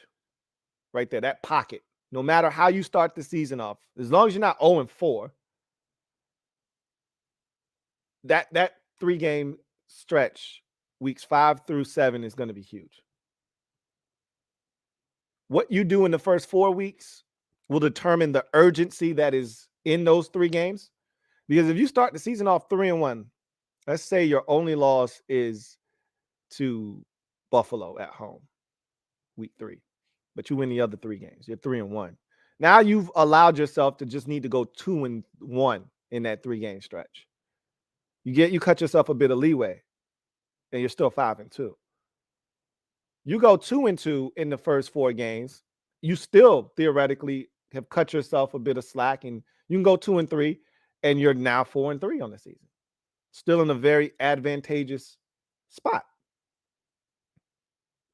We don't know what the rest of the division will be doing at that time, but again, I can't speak to what everybody else is doing. I just know we haven't seen 4-3 after 7 weeks of football. We haven't seen over 500 after 7 weeks of football since Rivera got here. Clearly, we didn't do that in 19 either. I think we might have done it in 18 with Alex Smith prior to his injury. I think we started off that season like 5-2 or something like that, 5-3. So that was 18 is the last time for sure that we did that. So I'd love to do that again this year somehow, some way. After that stretch, though, I told you that's a tough stretch. You got 4 out of 5 on the road, 6 out of 7, or not 6 out of 7. 5 out of 7 are on the road in this stretch. That's tough. It's real tough. It's a lot of road games. 5 out of 7. Only time you play back-to-back home games is the final 2 weeks of the season. So, this is a doable schedule, though. This is not a murderer's row schedule. The toughest pocket of the schedule is broken up. I mean, unless the Rams are really good. If the Rams are really good and the Jets are good and the 49ers are good and the Cowboys are good, then the end of the season after the bye, shit. Damn. They broke us off something proper. We need one of those teams to stink so that it breaks up the toughness of that back end of the schedule. Because honestly, that's the toughest part of the schedule. If the Rams are good again, the Jets are good, the 49ers are the best in their division, and Dallas is what we expect them to be. You're talking about probably 4 of the better teams in not just their respective divisions in football. That's tough. Now, if 1 or 2 of those teams aren't as good, that's beneficial to us. Because that right now, on paper, looks like the toughest stretch of the season for us. If you're breaking the season up into 4-game increments, there's a 5-piece in there somewhere. That looks like the toughest stretch. So, I mean, you could argue that the 5 games prior to the bye, Patriots, Seahawks on the road, Giants at home, Dallas on the road, Thanksgiving, and Dolphins at home, you're talking about 4 out of those 5 games are playoff teams from a season ago. That could be perceived as a tough stretch as well. So, anyway, I'm excited. We've got the schedule now. We have some sort of order, a method to our madness, if you will. I am definitely feeling this schedule. I love the way that it's configured, other than the amount of road games in a condensed time frame. That's a little jarring, but they're winnable games. It's not like these are games against teams where you just go, oh shit, how are we going to pull this off? You can go to Atlanta and win. You can go to the Meadowlands and beat the Giants. You can go to New England and beat the Patriots. You can go to Seattle. This isn't the Legion of Boom Seattle Seahawks days where they're invincible at home. You can go to Seattle and win. You can go to Dallas and win. We've done it before. On Thanksgiving, no less. So while it's a lot of road games in a condensed time frame, they're winnable games. It's not like Buffalo on the road or San Francisco on the road where you're going, shit. Philly on the road, truth be told, that's more of a winnable game than the Giants have been for us on the road. And if we're ranking the toughness of road venues and how tough it's been for us to win, Dallas is first. We never beat Dallas in Dallas, it feels like. Prior to beating Dallas in 2020 on Thanksgiving, when's the last time we beat them prior to that in Dallas? Are we going all the way back to the 2015 season, possibly? When we beat them in a meaningless Week 17 game? Is that how far back we have to go to beat Dallas in Dallas? And then before that, 2012 on Thanksgiving, coincidentally enough? Like if we can think about the individual times that we've beat them, it means we don't do it enough. They're supposed to bleed together. But because we don't do it often, so infrequently, that they stand out like a sore thumb. 12, 15, and 20. I think that's, you guys correct me if I'm wrong in the comment section. Let me know if I'm tripping. Those are the last 3 times we've beaten Dallas in Dallas. Keep in mind, if we're going all the way back to 2012, that's 10 full seasons. That means we played them 10 times in Dallas and we've only beaten them 3 times. Conversely, how many times has Dallas come to Washington and beat us? So it speaks volumes. Whereas we go to Philly and win all the time. In that same 10-year span, I bet you we've gone to Philadelphia and won more than 3 times. The Giants is questionable, but they've sucked just as bad as we've sucked. So I could see us going there 4 or 5 times and winning over the stretch of 10 years from 2012 to 2022. And I'm pretty sure you guys are going to look that shit up and be like, well, actually, Louie T, we've only beaten the Eagles 3 times as well in that same. I don't think that's the case, though. And the Giants, I think if you ask me to rank road family members, Dallas is tough. And it's not even a tough environment. It's for whatever reason, it's just tough for us to go there and win. Dallas is first. Giants are second. I'm not afraid to go to Philly. I've always said that. I catch a lot of flack from Eagles fans for saying that, but I'm like, even though your fans are probably the worst out of the 3, your building is sterile when we go there. We're not afraid of going in there and shutting your crowd up and leaving with a dub.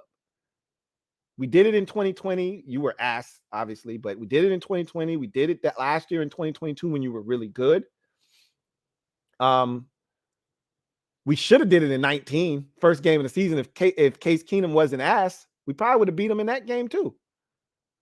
And I don't need to go through the timeline, but like I said, I feel comfortable going to Philly. Giants in the Middleland is usually tough, but Dallas seems to be the worst place for us. So in looking at the schedule, in these road games and in that stretch where we got all these road games, they're very winnable games. Very, very winnable games. So let's see what you guys have to say about the schedule.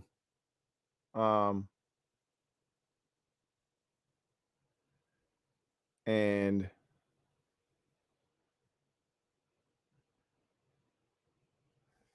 let's get to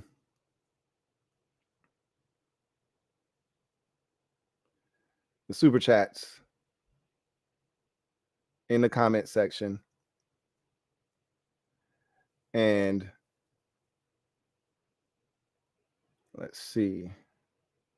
Let me make sure we're starting off with the first one.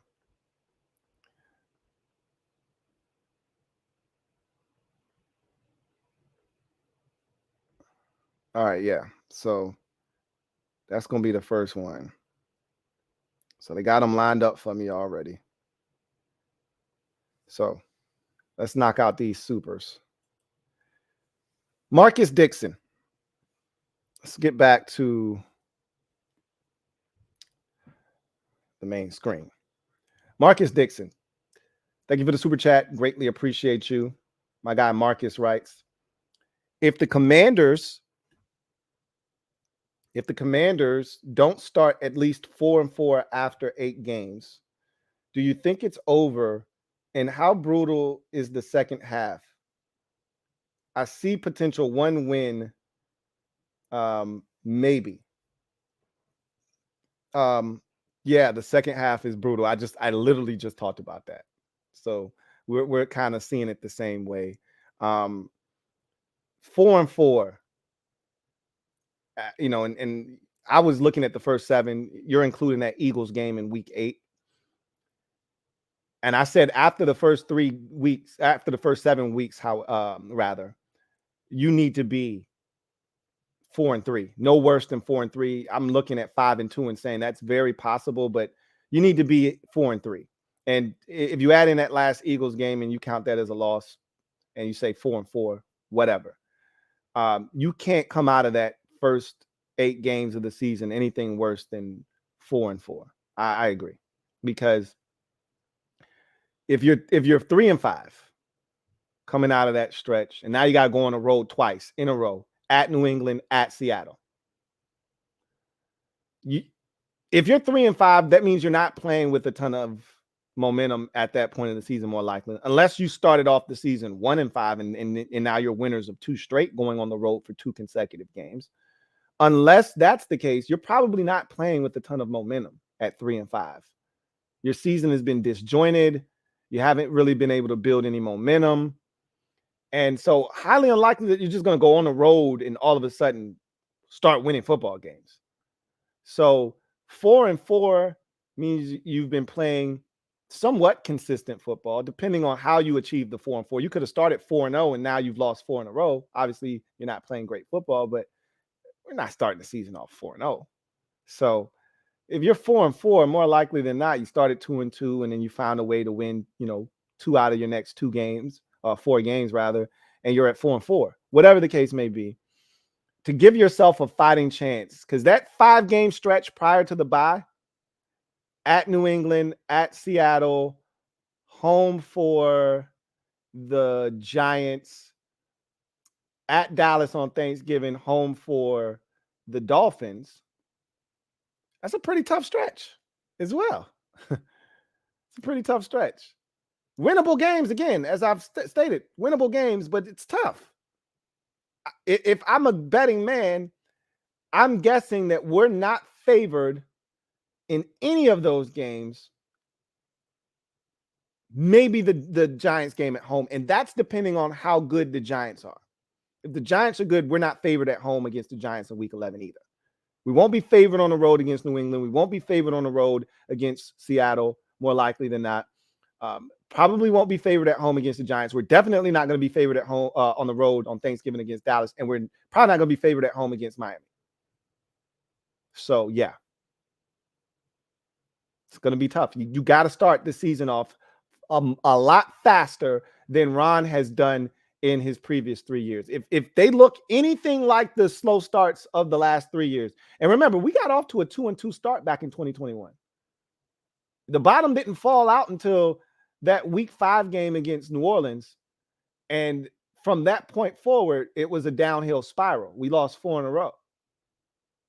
But we were 2-2 before we ended up 2-6. But again, that's still not a fast enough start. So if it looks anything like the 2-7, 1-5 that we got off to, and then 2-7 ultimately before 4 in a row in 2020, if it looks anything like the 2-6 from 2021 or the 1-4 from 2022, we're in for a long season, and Ron's going to be fired.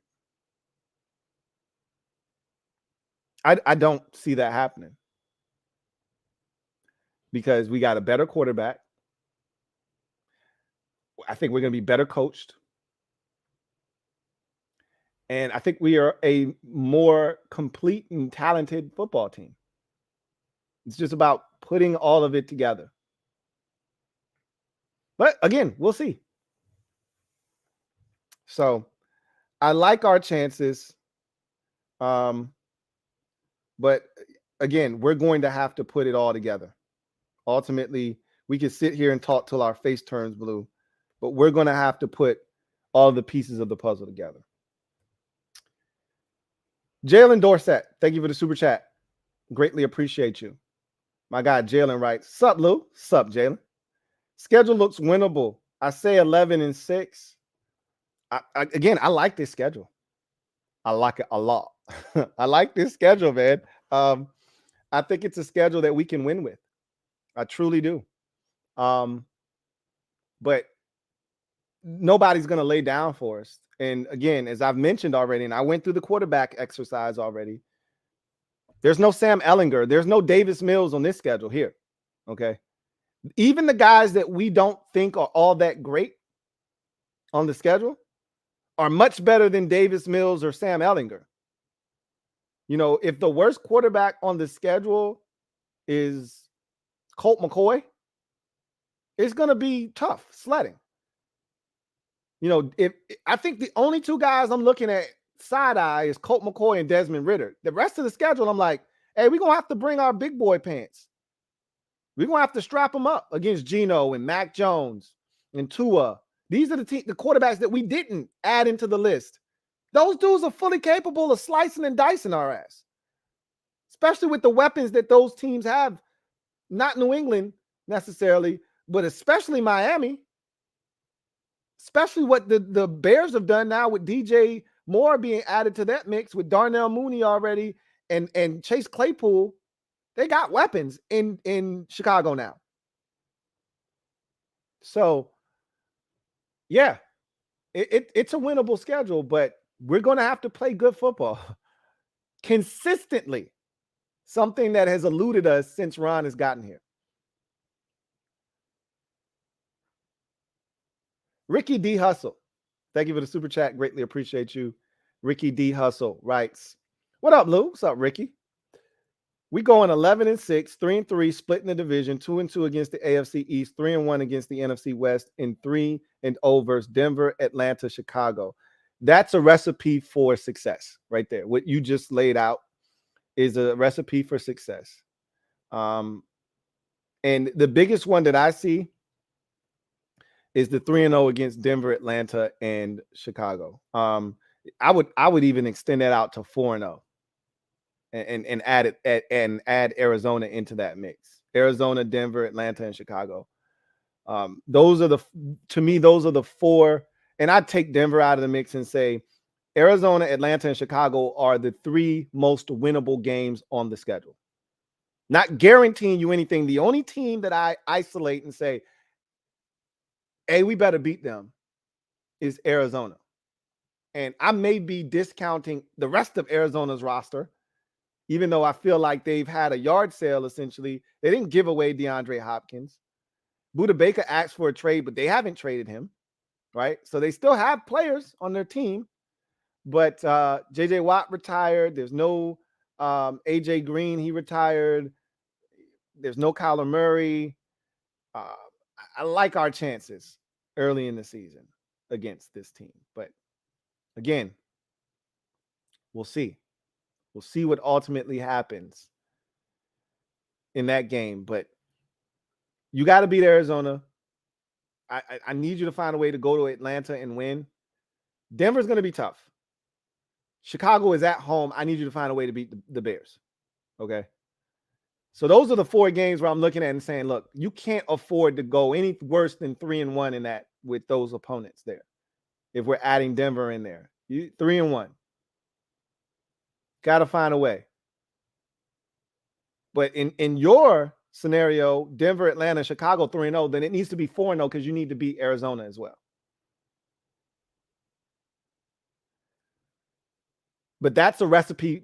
It's similar to the recipe that I gave out last year. Remember, I said, in order for you to be successful, you can't be any worse than 6-2 against the NFC North and the AFC South. Those are two garbage divisions. You need to find a way to combine for no worse than 6-2. And what did we do? We lost to Minnesota, we lost to Detroit, and we lost to Tennessee. We were the only team in the division not to beat the Tennessee Titans. Everybody else in the division took care of the Titans like they were supposed to. We beat the other three teams in the division, just didn't beat Tennessee. And because of that, we missed the postseason essentially by a game, right? You beat Tennessee and you get to that 6-2 threshold. Everybody else in the division hit it. Let's see. Dallas I think they didn't hit it though, because they lost to Jacksonville. They beat everybody else in the AFC South. So I think they did hit it, because I think they only lost to Green Bay in the NFC North, and they only lost to Jacksonville in the AFC South. So they went 6-2.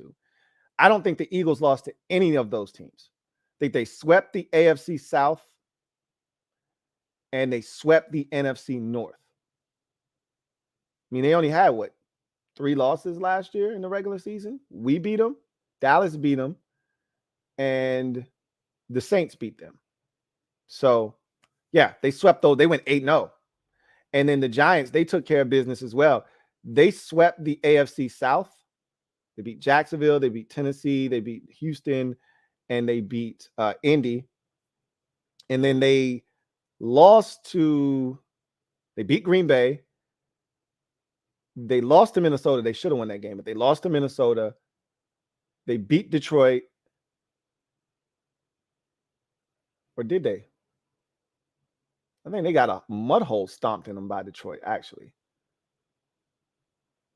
And then they beat Chicago. I know they beat Chicago. So whether they beat Detroit or not, I think Detroit smoked them in New York. I'm pretty positive that they did. But either way, either they're 6-2 or they're 7-1. They took care of business, and that's why those teams made the playoffs. 6-2 for Dallas, 8-0 for Philadelphia, and either 7-1 or 6-2. I think they were 6-2 were the Giants. We were the only team that didn't meet that criteria that I set for us before the season started last year. We went 5-3, and we missed the playoffs by a game, essentially. So I think there are templates that you can set before the season starts that can lead you to a path to get where you ultimately want to be. And I think your path is pretty damn good. I would just alter it slightly and say that not 3-0 versus Denver, Atlanta, and Chicago, but 3-1. Adding Arizona into that mix, you have to win at a bare minimum of those 4 games. You have to win 3 of them. And taking your scenario, it'd have to be 4-0, because I'm assuming you're adding Arizona in as a win in your equation. So the NFC West, because you separated Arizona and put them in the NFC West category, and you said 3-1 against that division. That's going to be tough. Seattle's no pushover. San Francisco is really good. The Rams, we don't really know. They're the wild card of that division, and we think Arizona is going to be trash. We don't know, but we're assuming. It's going to be tough to go 3-1 against that division. 2-2 against the AFC East. I think I would say that we got a better chance of going 3-1 against the AFC East than we do the NFC West. Again, assuming that the Rams aren't good. All right. Or the Rams are good. If the Rams aren't good, then I think 3-1 in the West is very doable. Because then really what you're saying is beat Arizona, beat the Rams, and now you just got to find a way to split between the 49ers and the Seahawks. Whereas in the AFC East, we're assuming that Miami, Buffalo, and the Jets are going to be really good. And then you're like, hey, you got to find a way to beat New England. But who's to say that New England isn't much improved? The Jets aren't juggernauts. Buffalo's just as good as the Jets, and the Dolphins are like a step behind, but they're right there. And that whole division isn't like lethal. We'll see. Splitting in the division, that's easy to say. Because we always think we're going to beat every team in the division once. And it's always like, we're when we do the schedule thing, it's always cookie cutter every year. Yeah, we're going to win the games at home and we're going to lose the games on the road. It never goes that way. Ever. Never, ever. So the likelihood is you could go 3-3 in the division, but you're probably going to win one of those on the road, lose 2 at home, whatever the case may be.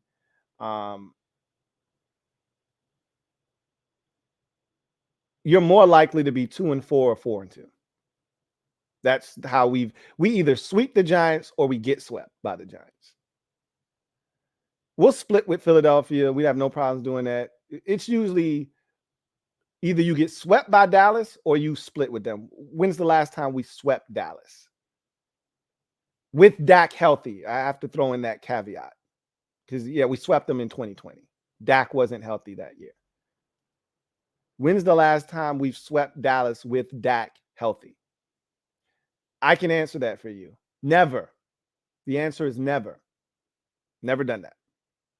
So either we split with them or they sweep us. We split with them last year. I like our chances again. I think Dallas is vulnerable, but we'll see. I like your breakdown though. I really do. I like your breakdown. Anthony P, thank you for the super chat. Greatly appreciate you. Thank you for being a member of the MOBB. My guy Anthony writes, we struggle through every game against whoever, so who cares what the schedule is? You're not wrong. You know, and what I'm trying to do, and I said the same thing last year and it did not work out, but I'm the consummate optimist.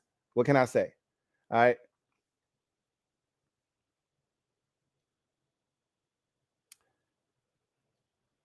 This year could be different. And we have every reason to believe that this year could be different because we've got different coaches. It's not like the past 3 years where everything was kind of status quo. Same ownership group, same coaching staff, same, bullshit at quarterback. Even if Sam's not the guy, at least they're going in a different direction. Homegrown product, your own guy, young. Let's see what he's got. Different coaching staff. They've shaken up the offensive coaching staff, new quarterbacks coach, new receivers coach, new offensive coordinator, new offensive line coach. It's different. It's different. And most importantly, new ownership group. We think that seems to be somewhat in question right now as to whether or not the financials for the Harris group is checking out right now, which is why I told you guys, do not count your chickens before they hatch. But that's another story for another day. We're talking about the schedule right now. That team's getting sold. I don't give a shit. To your point, doesn't matter who the opponent is. Team we think we should be able to handle. We don't blow anybody out. Like the Texans game was so refreshing last year because we don't do that. We just don't. We don't jump on a team, start to finish, dominate, and have the game well in hand. And even in saying that, I was still nervous the entire game. Felt like we left opportunities out. We should have beaten the Texans 34-0. Instead, it was 23-10. I was never comfortable. We were up 20-0 at halftime, and I still wasn't comfortable.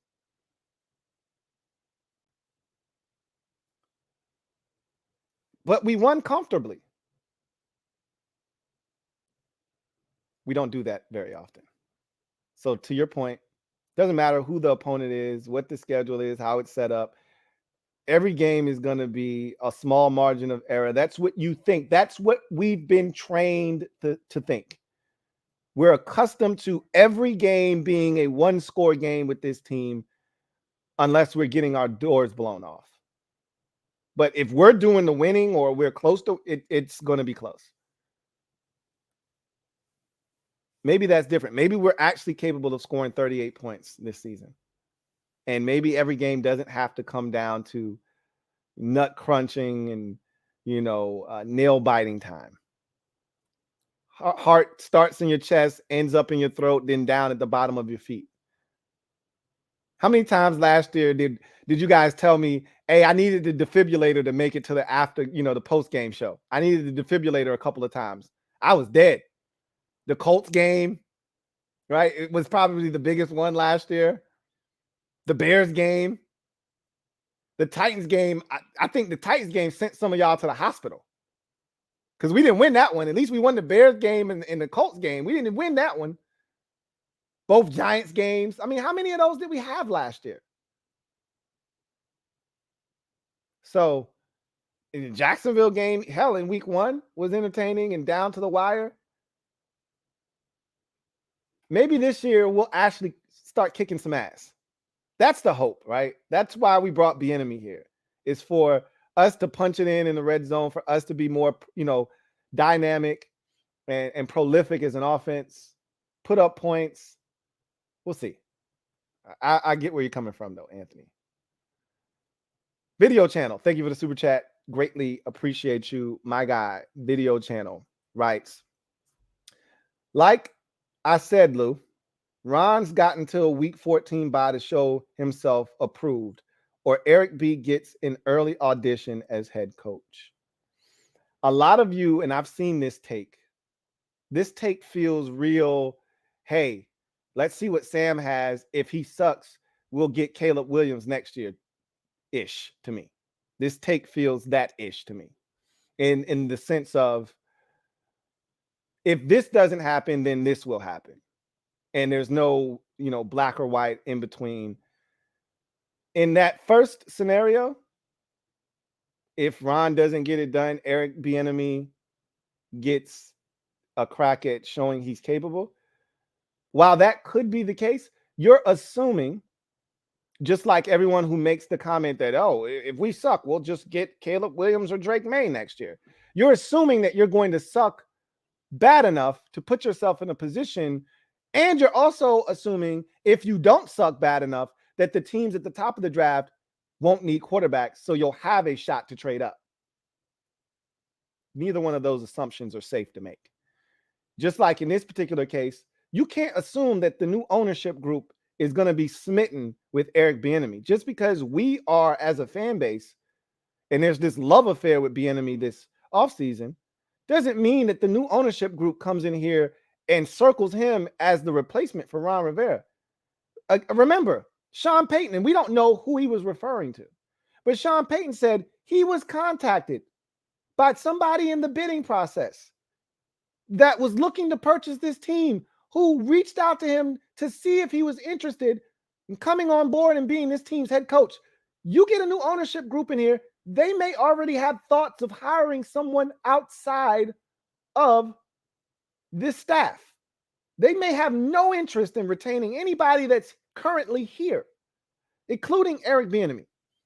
Now, again, they could come in and say, hey, we're not touching anything. We just want to kind of take a step back, look at this thing objectively, see what's going on, and then we'll come in here and we'll lay hands on this whole entire organization and overhaul the things that we feel like need to be changed. That could happen, and they could look at Eric Bieniemy and they could identify him as a guy that they think is the right man for the job. But they could come in here with their own agenda and say, nah, all of y'all can go. There's the door. All of y'all pack your shit up and get out of here. We got a plan for this franchise. We're going to hire a GM. He's going to then handpick the next head coach. That coach is then going to fill out his staff, and that's how we're going to go about business. That could be the way that they're approaching this. Bieniemy, no doubt about it. If Ron's fired, Bieniemy, because he has the assistant head coach title, Ron set that up specifically so that if anything, almost like a president, vice president role, if anything happens to me, you're the next man up, and I hope you run with the ball. I'm going to hand it to you, and you just run with that shit as fast as you can, and don't look back. But will it be enough for him to be retained? I don't know. We'll see. I choose to be optimistic, and I'm just looking at Ron and saying, bro, this is it, man. You've come a long way here. You started from the bottom. Now you're here. What you going to do with this opportunity? Because this is it. This is it, bro. And if you get fired here, I don't think you're getting another job as a head coach in the league. So if you don't get it done in year 4, I think Ron, if he wants to continue being a ball coach, he's going to have to do it in a coordinator capacity. And when you've been a head coach for as long as Ron Rivera has been, it's hard to then go back to being a coordinator. Ron will probably go and do a job at somebody's studio, working for CBS or Fox or ESPN before he takes a coordinator job, similar to Rex Ryan. Once you've been a head coach, it's hard. And Rex, I think he would take a defensive coordinator job at this point. Nobody's looking to give him that opportunity, I feel. But, I mean, Jack Del Rio had the same thing. He was a head coach for a minute, was out of football, was working for ESPN, and then Ron gave him a call and said, "Hey man, if you're interested, the job's yours." And he jumped at it because he's a football lifer. I don't know if Ron sees it the same way. He's a lifer as well, but I don't know if he would be willing to go back to being a defensive coordinator. But I don't think he's getting another head coaching job if he gets fired here, especially if he gets fired like he did in Carolina before the season ends. So he better take care of business. Christopher McLaughlin, thank you for the super chat. Greatly appreciate you. My guy, Chris, thank you for the super chat, who writes, "Hey, Lou, what's going on, Chris? Hope all is well with you and the family. Likewise." He says, "How many wins do you think we need to make the playoffs this season with this schedule? Also, what is it going to take to beat the Giants this season?" So, that's a hard thing to predict right now. We'll, come and we'll congregate closer to the season. And I think, we'll have a more concrete number when we have a better feel for what the rest of the conference is. What's the timeline on Brock Purdy's injury in San Francisco, and is Trey Lance ready? We see him in the preseason and he looks god awful, and Brock Purdy's going to be out for the first 6 games. What does that do to the San Francisco 49ers, beginning of their season? Who knows, right? What does Jordan Love look like in Green Bay? If he's ass-tastic, the Packers aren't even in the mix. If he's really good, the Packers are right in the mix. It changes everything. Are the Lions going to pick right up where they left off? Or is, the Lions drafting of quarterback Hendon Hooker going to affect Jared Goff's mental? I don't know. We'll see about all of these things, right? Like right now, the number feels like 9. But that number probably, to be on the safe side, should be 10. But 9 might be able to get you in. Who knows? We'll see. The Giants, what it's going to take to beat the Giants is very simple.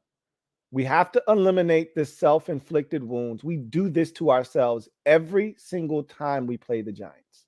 We cannot seem to get out of our own way. And then to me, the other big thing is we got to do a better job of defending Daniel Jones. Period.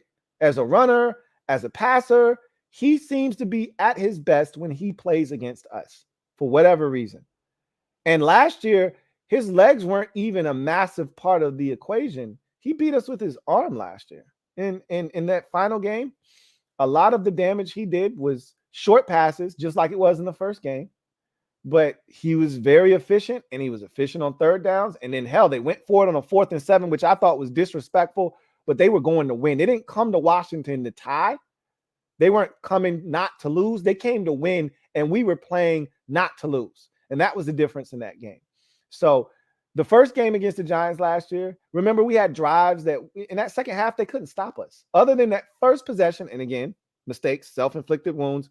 You give up the sack, Heineke fumbles, they recover, they turn that into a touchdown. But in the second half of that game, we were moving the football up and down the field. And then we had holding penalties. I remember that was a tough game for Logan Thomas. He had like 2 or 3 penalties in that game. 1 or 2 of them were phantom calls, including one that absolutely destroyed a drive. We had the drive in overtime, then we went backwards. Self-inflicted poor play calling by Scott Turner. He got super conservative as if we were already in field goal range. So again, we can't hurt ourselves. We dropped the pick in overtime and in regulation. And then in the second game, you had to force fumble, scoop and score. Like, you can't do that. You can't have those types of mistakes. We had the penalty on Terry down by the goal line, which was bogus. But I mean, what are you going to do? But the illegal shift penalty or I think it was a legal formation. He wasn't on the line of scrimmage, or he was, and he was supposed to be off, and it was dumb because Terry asked the ref, "Am I good?" That would have tied the game, or that would have, given us a chance to go for the touchdown, and I think we still would have needed a 2-point conversion. What was the score in that game? I can't remember.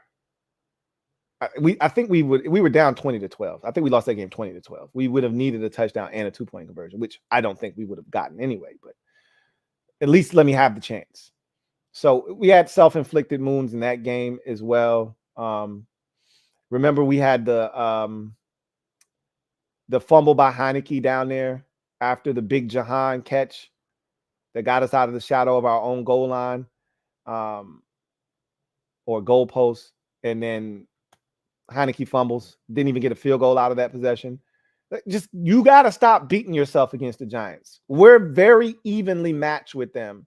So the team that usually makes the least amount of mistakes usually wins those games. So to me, the biggest thing is stop beating yourself. Even with how well Daniel Jones plays, they never blow us out. They never blow us out. Even with Daniel Jones playing out of his gourd, we're always right there. And it always takes something stupid happening. So you go all the way back to 2020. Daniel Jones was killing us in that first game. You remember that game? I mean, he was running on us. He threw a couple touchdowns. He had a pick in the end zone that he threw, but he was playing well. And we were right there, and Kyle Allen fumbles the damn ball in the air. I mean, this shit happened like in slow motion. Fumbles the ball, and they scoop it and score it. And, we ended up taking it right back down the field and scoring a touchdown and going for 2 in the win and didn't get it. But he played well, and we were right there. Same thing. The next game, that same season, 2020, they were up 20-0 at halftime. He was killing us. Killing us. Alfred Morris was killing us. They were killing us. And then Terry had the big catch and run, and we had another touchdown. And just like that, it's 20-14. We're right back in the game. And then Alex Smith throws a bat-breaking pick at the end. He hit 2 of them, if you recall. One before halftime, and then one at the end. I think he threw 3 picks in that game, if I'm not mistaken, but 2 in particular stood out.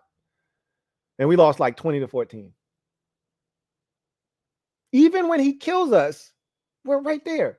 So if we stop making mistakes, I think we can beat the Giants. John Perez, my guy, JP, thank you for the super chat. Greatly appreciate you. JP writes, Lou, good to see you as always. Likewise, JP.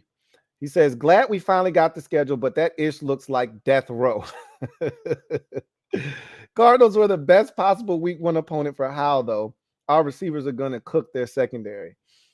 I couldn't ask for better, and I did. I asked for this, and we got what we asked for. Be careful what you ask for sometimes.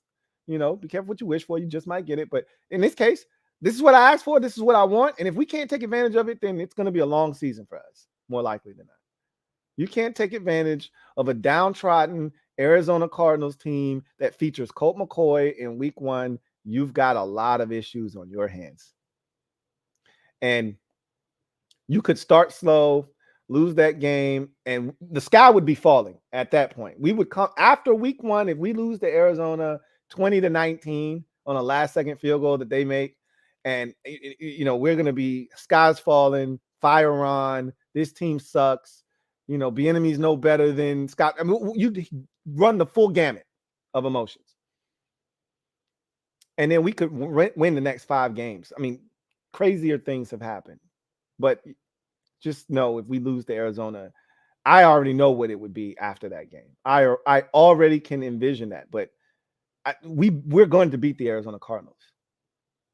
This schedule does look tough. This schedule is tough. We'll see how tough when we find out how good these teams are or aren't. But that doesn't change the fact that no matter what the schedule looks like, I've always told you guys this, even when it comes to teams in the division, I'm not worried about anybody else. I'm just worried about us. If we go out and we execute, we're no longer a subpar talent team. Are we the best talent-wise in the league? Hell no. Far from it. But we're much closer to the top of the talent pool in the league than we are the bottom. We're somewhere in that 15-13 range from a talent perspective, if you ask me. We're closer to the top than we are the bottom. This is the first time we've been able to say that probably since 2016. And even then, we were deficient on the defensive side of the football, and we really didn't have any running backs to speak of in 2016. Really, the entire time Kirk Cousins was here, we didn't have any running backs. So our roster is a light years better than it's been in quite some time. And because of that, you're in a position when you have talent. Understand, Sam Howell is going to be the key. Clearly, how he plays is going to determine how good this team fares in 2023. If Sam Howell is what I project him to be, and I'm confident, you guys know that. Check the hat, check the merch, check the steez. All right, y'all know where I'm at with mine. New Howell order. Y'all know what it is. If he's as advertised, we're going to be a tough out because we've got talent on both sides of the football. And so we're at a space now. And this is rare for us. But we're in a space now where if we play our brand of football, our best brand of football, teams are going to have to deal with us, not the other way around. Think about it this way. Look at the teams we played last year, the good teams, right? Playoff teams. Let's think about the schedule that we played last year. Let's think about the teams we played last year. Yeah, there were a lot of cupcakes on the schedule. Tennessee and, Indy and Houston and Atlanta. There were some cupcakes on the schedule. But there are also some playoff teams on the schedule. All right.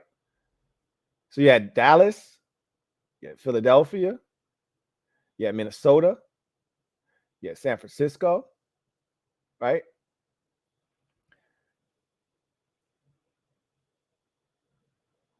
Think about those games against those teams.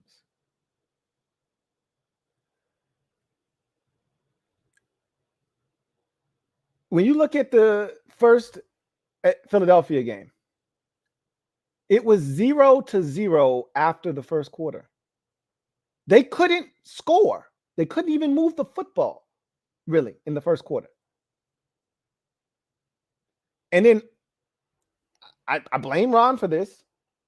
There's a questionable deep ball to Devontae Smith that should have been challenged. I don't know if we would have won.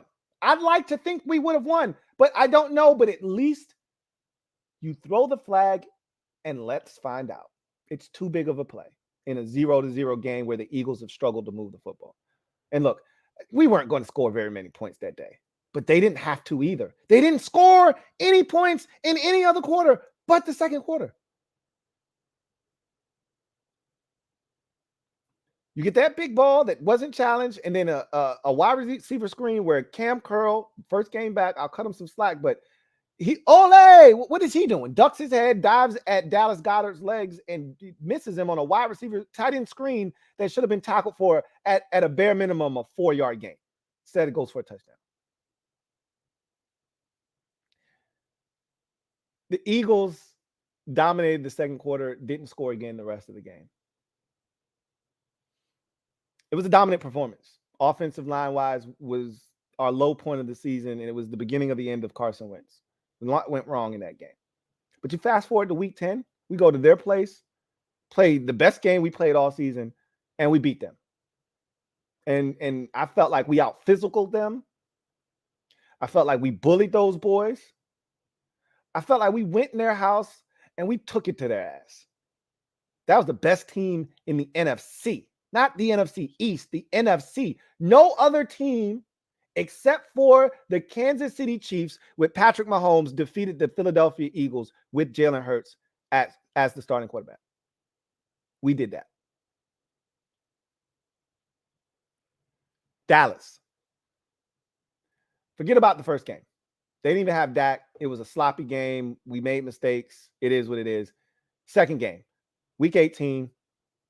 You could say Dallas had nothing to play for. They were playing for the division. They didn't know that Philadelphia was taking care of business. And the Eagles were struggling with the Giants JV squad. They had no idea what the score was over there. They got their asses kicked. They came to FedEx, and we stomped a mud hole in those boys. With the backups. With the B squad. Minnesota.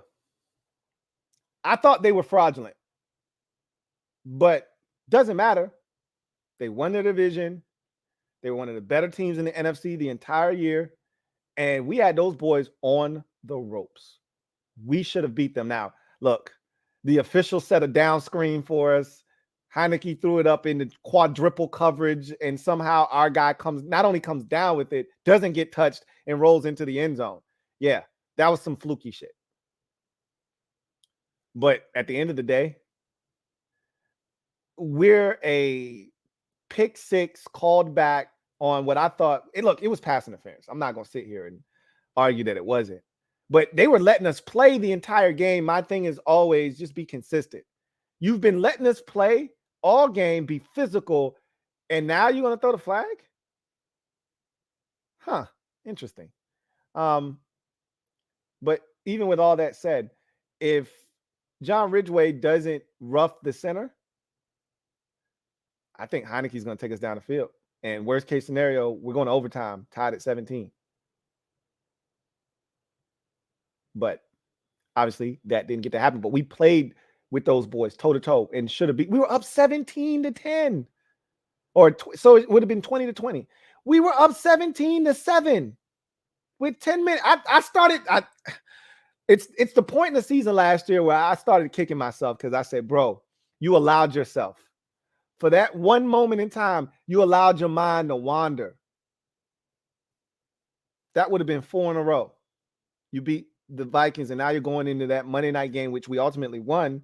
Didn't know we were going to win it at the time. Now you're going in there with supreme confidence. You won 4 in a row. You're over 500. You're 5-4. You got all this momentum. And I started to think, what if we beat these Vikings and now we go to Philadelphia and we beat them too? Oh, shit. Here we come. And just like that, we blew it. We ended up going to Philly and winning the next week, but we blew it. I blame myself for that because it was a fleeting thought. It literally lasted. Dax Milne catches that touchdown. We kick the extra point. They go to commercial break, and I said, "Really doing this shit? We up 17-7. We really about to beat these boys. We playing some damn good football right now." And I was so proud that particular game because we beat the shit out of Kirk Cousins. We hit him. We hit him a ton. We held Dalvin Cook down. They couldn't do nothing. That was one of the best performances up until the fourth quarter. Pretty much the final 10 minutes of the game when everything fell apart. Even though we got lucky with the fluky throw and the official setting the down screen and all of that shit, we were on their ass.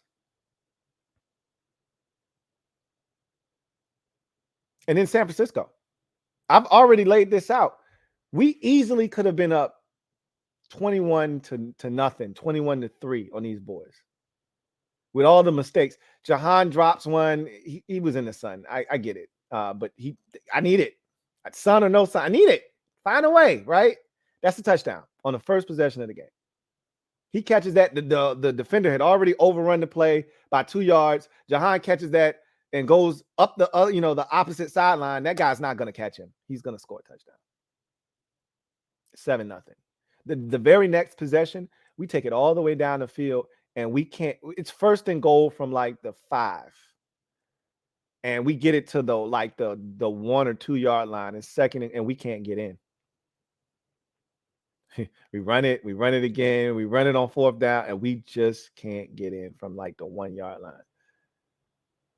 Should have been 14-0. And then we scored right before half. Should have been 21-7. Like we were right there in these games with these teams, is what I'm saying.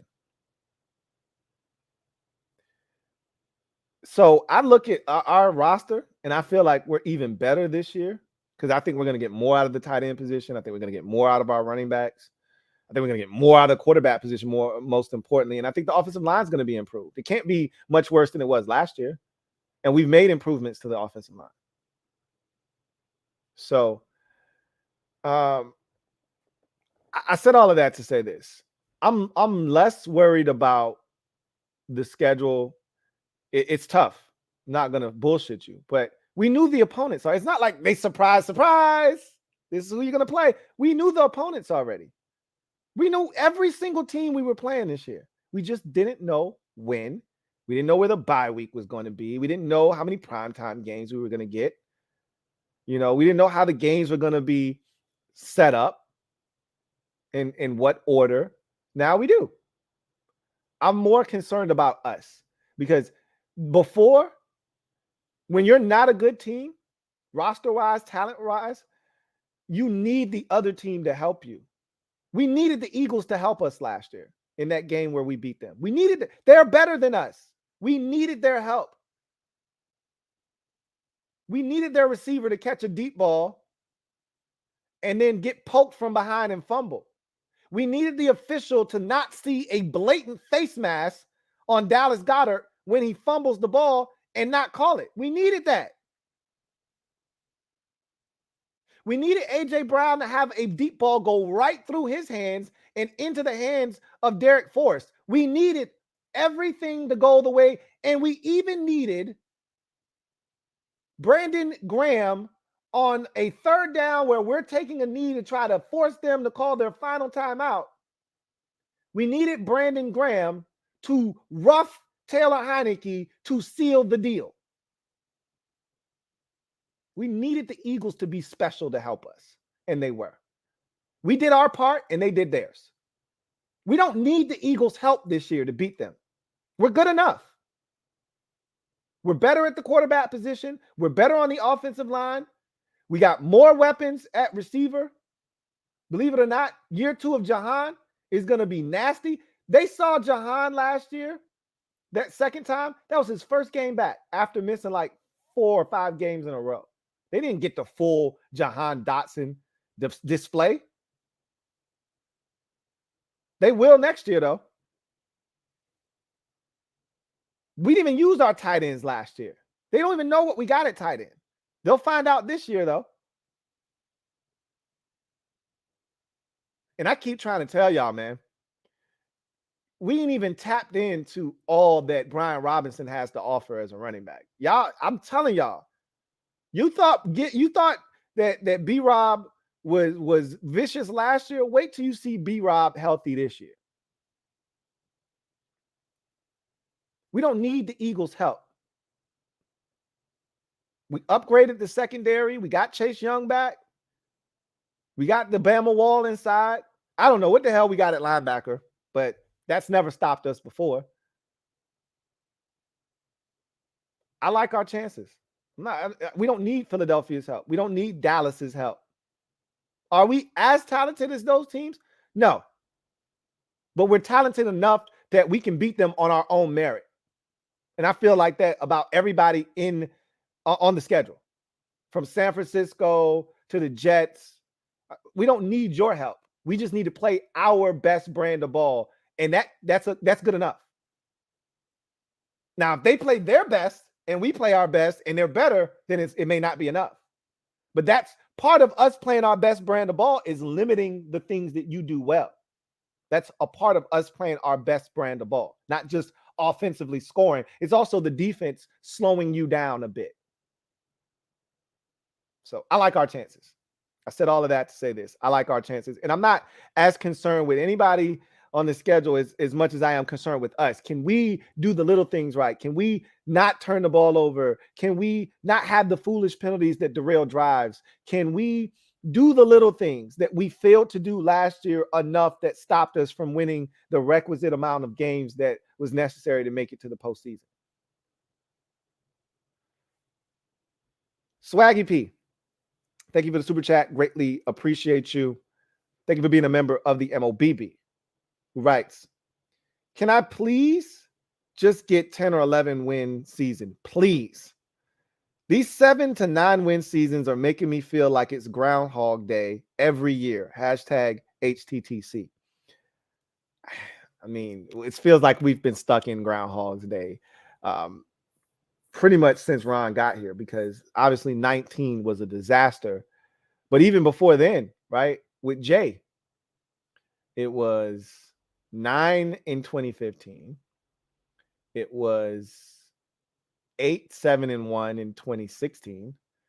It was 7-9 in 2017, and then 18 was 7-9 again, I believe.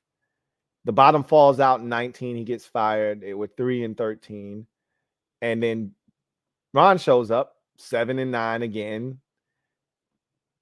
Then we're 7-10, and then last year we're 8-1. So, yeah, we're kind of stuck in mediocrity, or as my guy Twin D likes to say, I think he says mired in mediocrity or mediocrity. Either way, I'm just as sick of it as you are. I've been campaigning like Ron was last offseason for 10 or more wins for the last 5 years or so.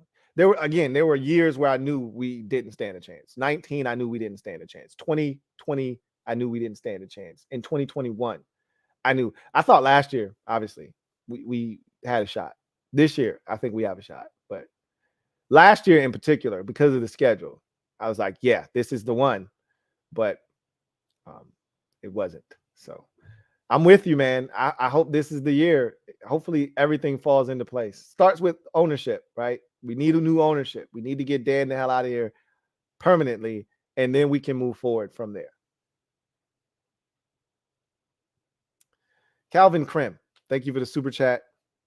Greatly appreciate you. I just need to catch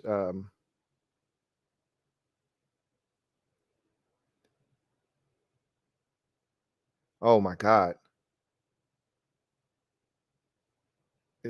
Did they really lose that bad? I'm sorry, y'all. I was checking the basketball scores. Wow, the Suns did it again. Sheesh, they are terrible in these types of games at home. What did the Sixers do tonight? Did they finish them off? I knew they were going to let the Celtics come in there and beat them. I knew they were going to do it. They're going to win that series now.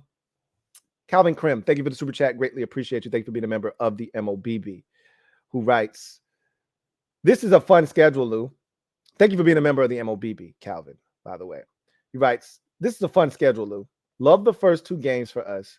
We need to be road warriors to have a chance early. Week 6 through 10 will make or break us. I believe week 6 through 10 are going to be pivotal in whatever happens.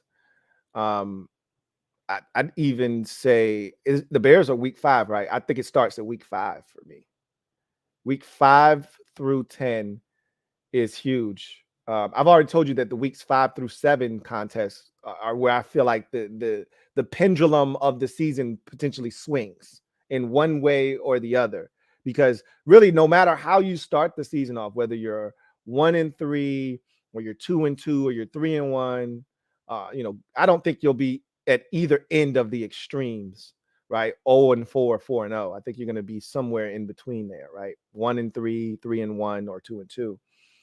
No matter where you are, what you do in that 3-game stretch is going to determine what kind of bounce you have, what kind of bop you got heading into that stretch of games that I think are going to be equally as important, but they become less important if you're not good. Weeks 8 through 13, heading into that bye, right? Eagles, and then on the road for the Patriots, and then on the road for the Seahawks, and then home for the Giants, and then week 12 Thanksgiving at Dallas, and then home for the Dolphins prior to the bye. You go into that stretch with little to no confidence, you're going to be gobbled up. That's solid competition with a bunch of road games, I may add. You're going to get gobbled up. But if you're able to somehow navigate the first 7, come out of there 4-3, now you give yourself a chance going into the week 8 home game against Philadelphia to really build some momentum and head into that stretch of games before the bye with a fighting chance, which is all you're asking for. So it is a fun schedule. I think this is going to be a fun season. I think we're going to enjoy this year. I really, truly do. Want to take this moment real fast to have a shameless plug for my other channel. So you guys have already seen me promoting it, and I'm going to continue to promote it. But if you are a lover of music like I am, and you enjoy the banter that you get from the Louie T Network, then you can combine the two, and that's Music Head University on YouTube. I have a music channel. Every Monday, Wednesday, and Friday, you get new uploads. And so if you enjoy this channel and you enjoy music, then you'll enjoy Music Head University. Please go over, subscribe, support. Again, if you are going to watch the videos and interact with the channel, please subscribe and become a member of Music Head University. Become a music head. But if you're not, then don't.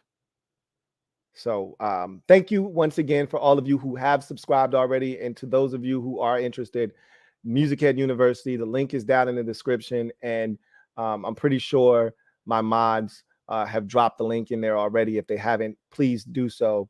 I thank you guys in advance. You always do a great job with that stuff. So thank you once again. And again, Music Head University on YouTube. Check me out.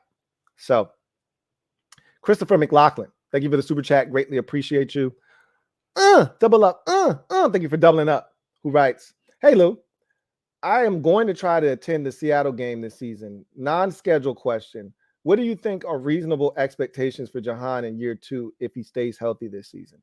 So that's going to be one of the so I have another poll type of, video question that I want to ask. He's going to be a part of that, but I think it's a really fair question because I'm so excited for the potential of this group. Because when I watch teams like Cincinnati, for instance, with all that talent at receiver, particularly T. Higgins and Jamar Chase, and then you look at the Dolphins with Jalen Waddle and Tyreek Hill, and you look at some of these dynamic duos around the league, I'm just thinking to myself, Gabe Davis and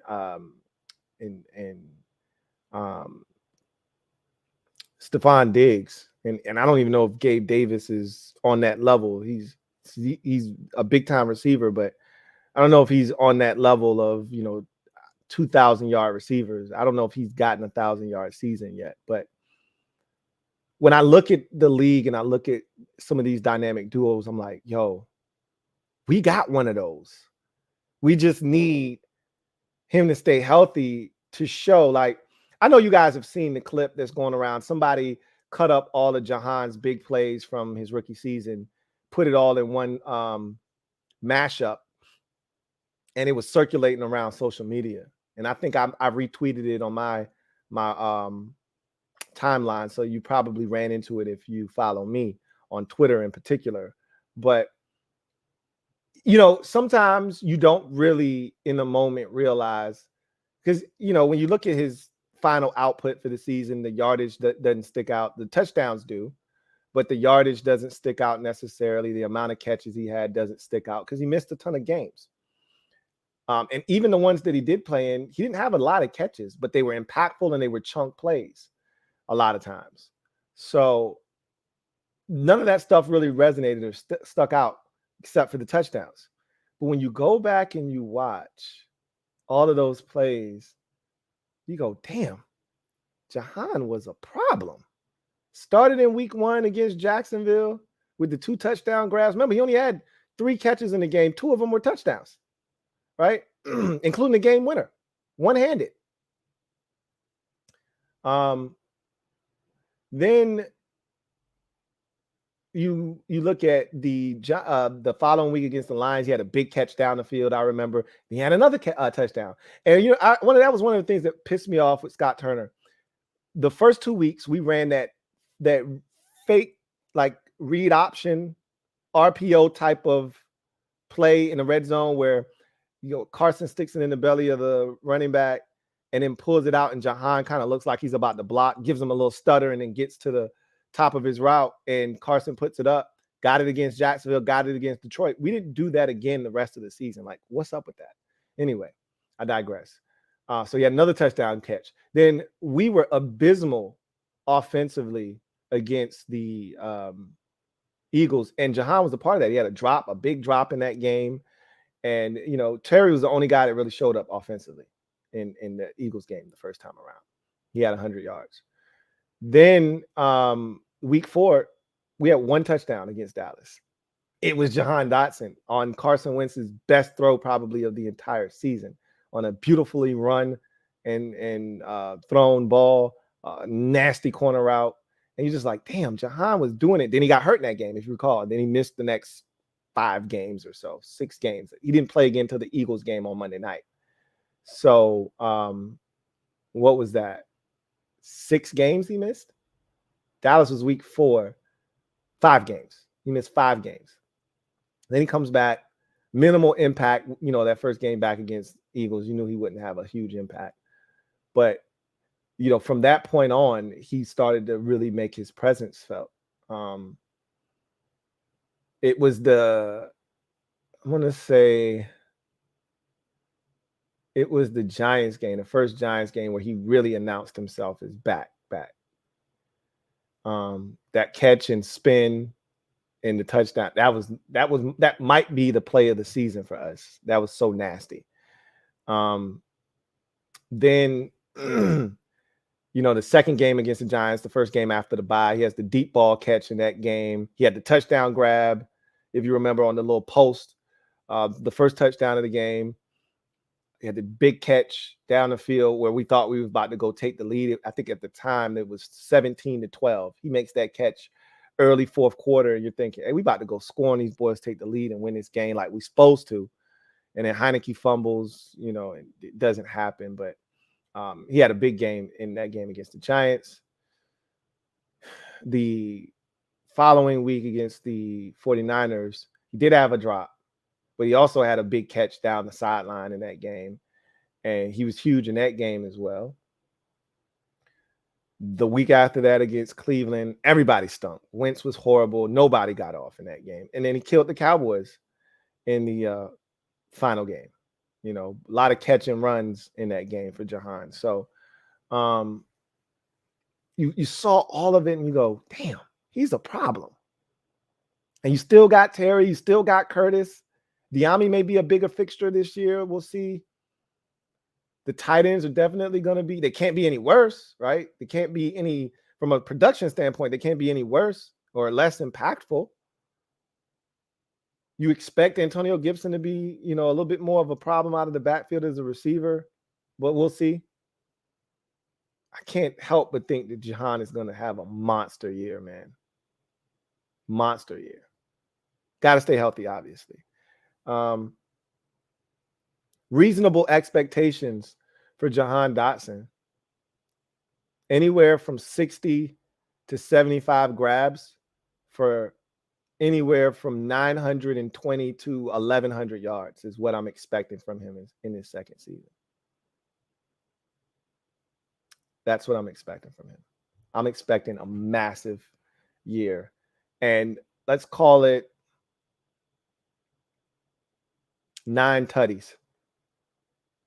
Let's call it 9 tutties. Maybe double digits, but we haven't had a dude hit double digits since, I don't know. You'd have to look that up. Terry's never come close. I think the most touchdown grabs he's had in a season is 7. And nobody else on this roster is even remotely close to 7 in a year. I mean, we don't score points, so it's hard to score double-digit touchdowns when you're not scoring points. I can't even think of the last time when we had a dynamic enough offense that could score those types of points to where you would have a guy with double-digit touchdowns. You probably got to go back to the Jordan Reed, Pierre Garçon, Deshaun Jackson days of 15 and 16 to find somebody with double-digit touchdowns receiving for this team. So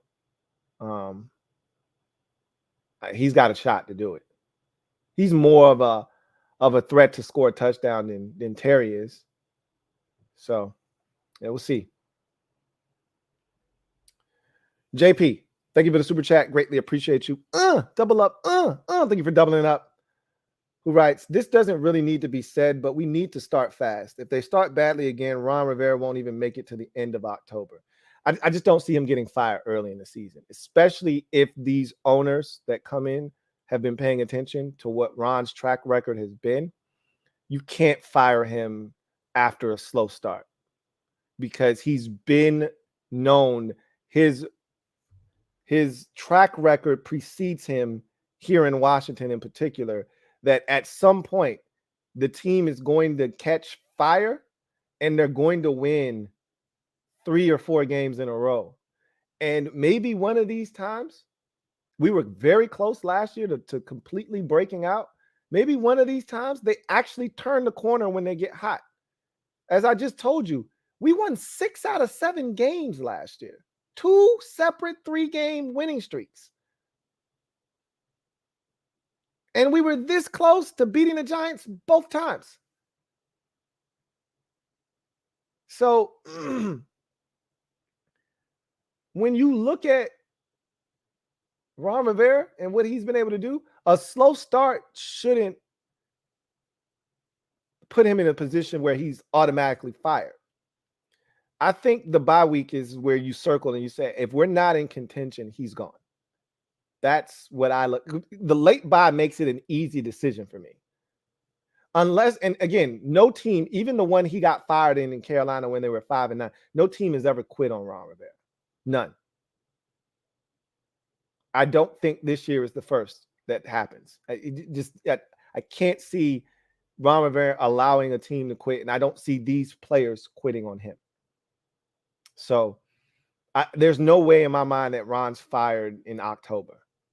And that doesn't make any sense to me. Knowing that Ron starts 1-4 or 2-5 or 2-7 or 2-6, and we always somehow scratch and claw our way back to either at, around, or above 500.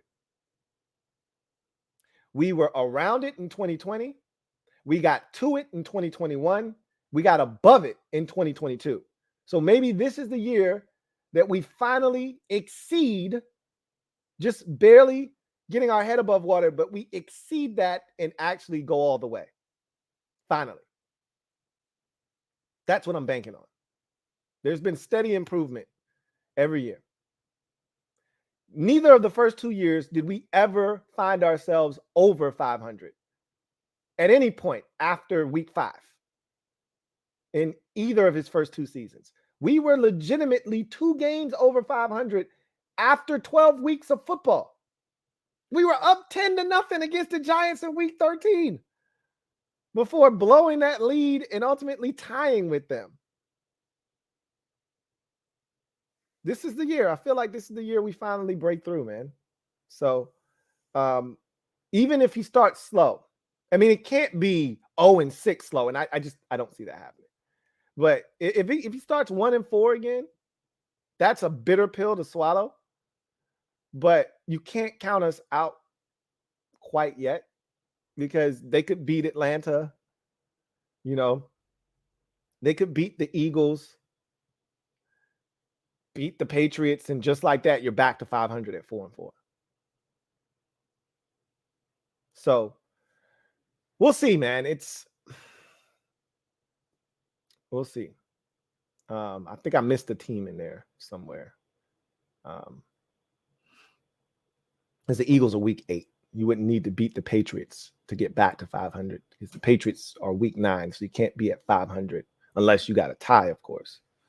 Anyway, I digress. But like you said, that goes without saying. He can't have another slow start to the season.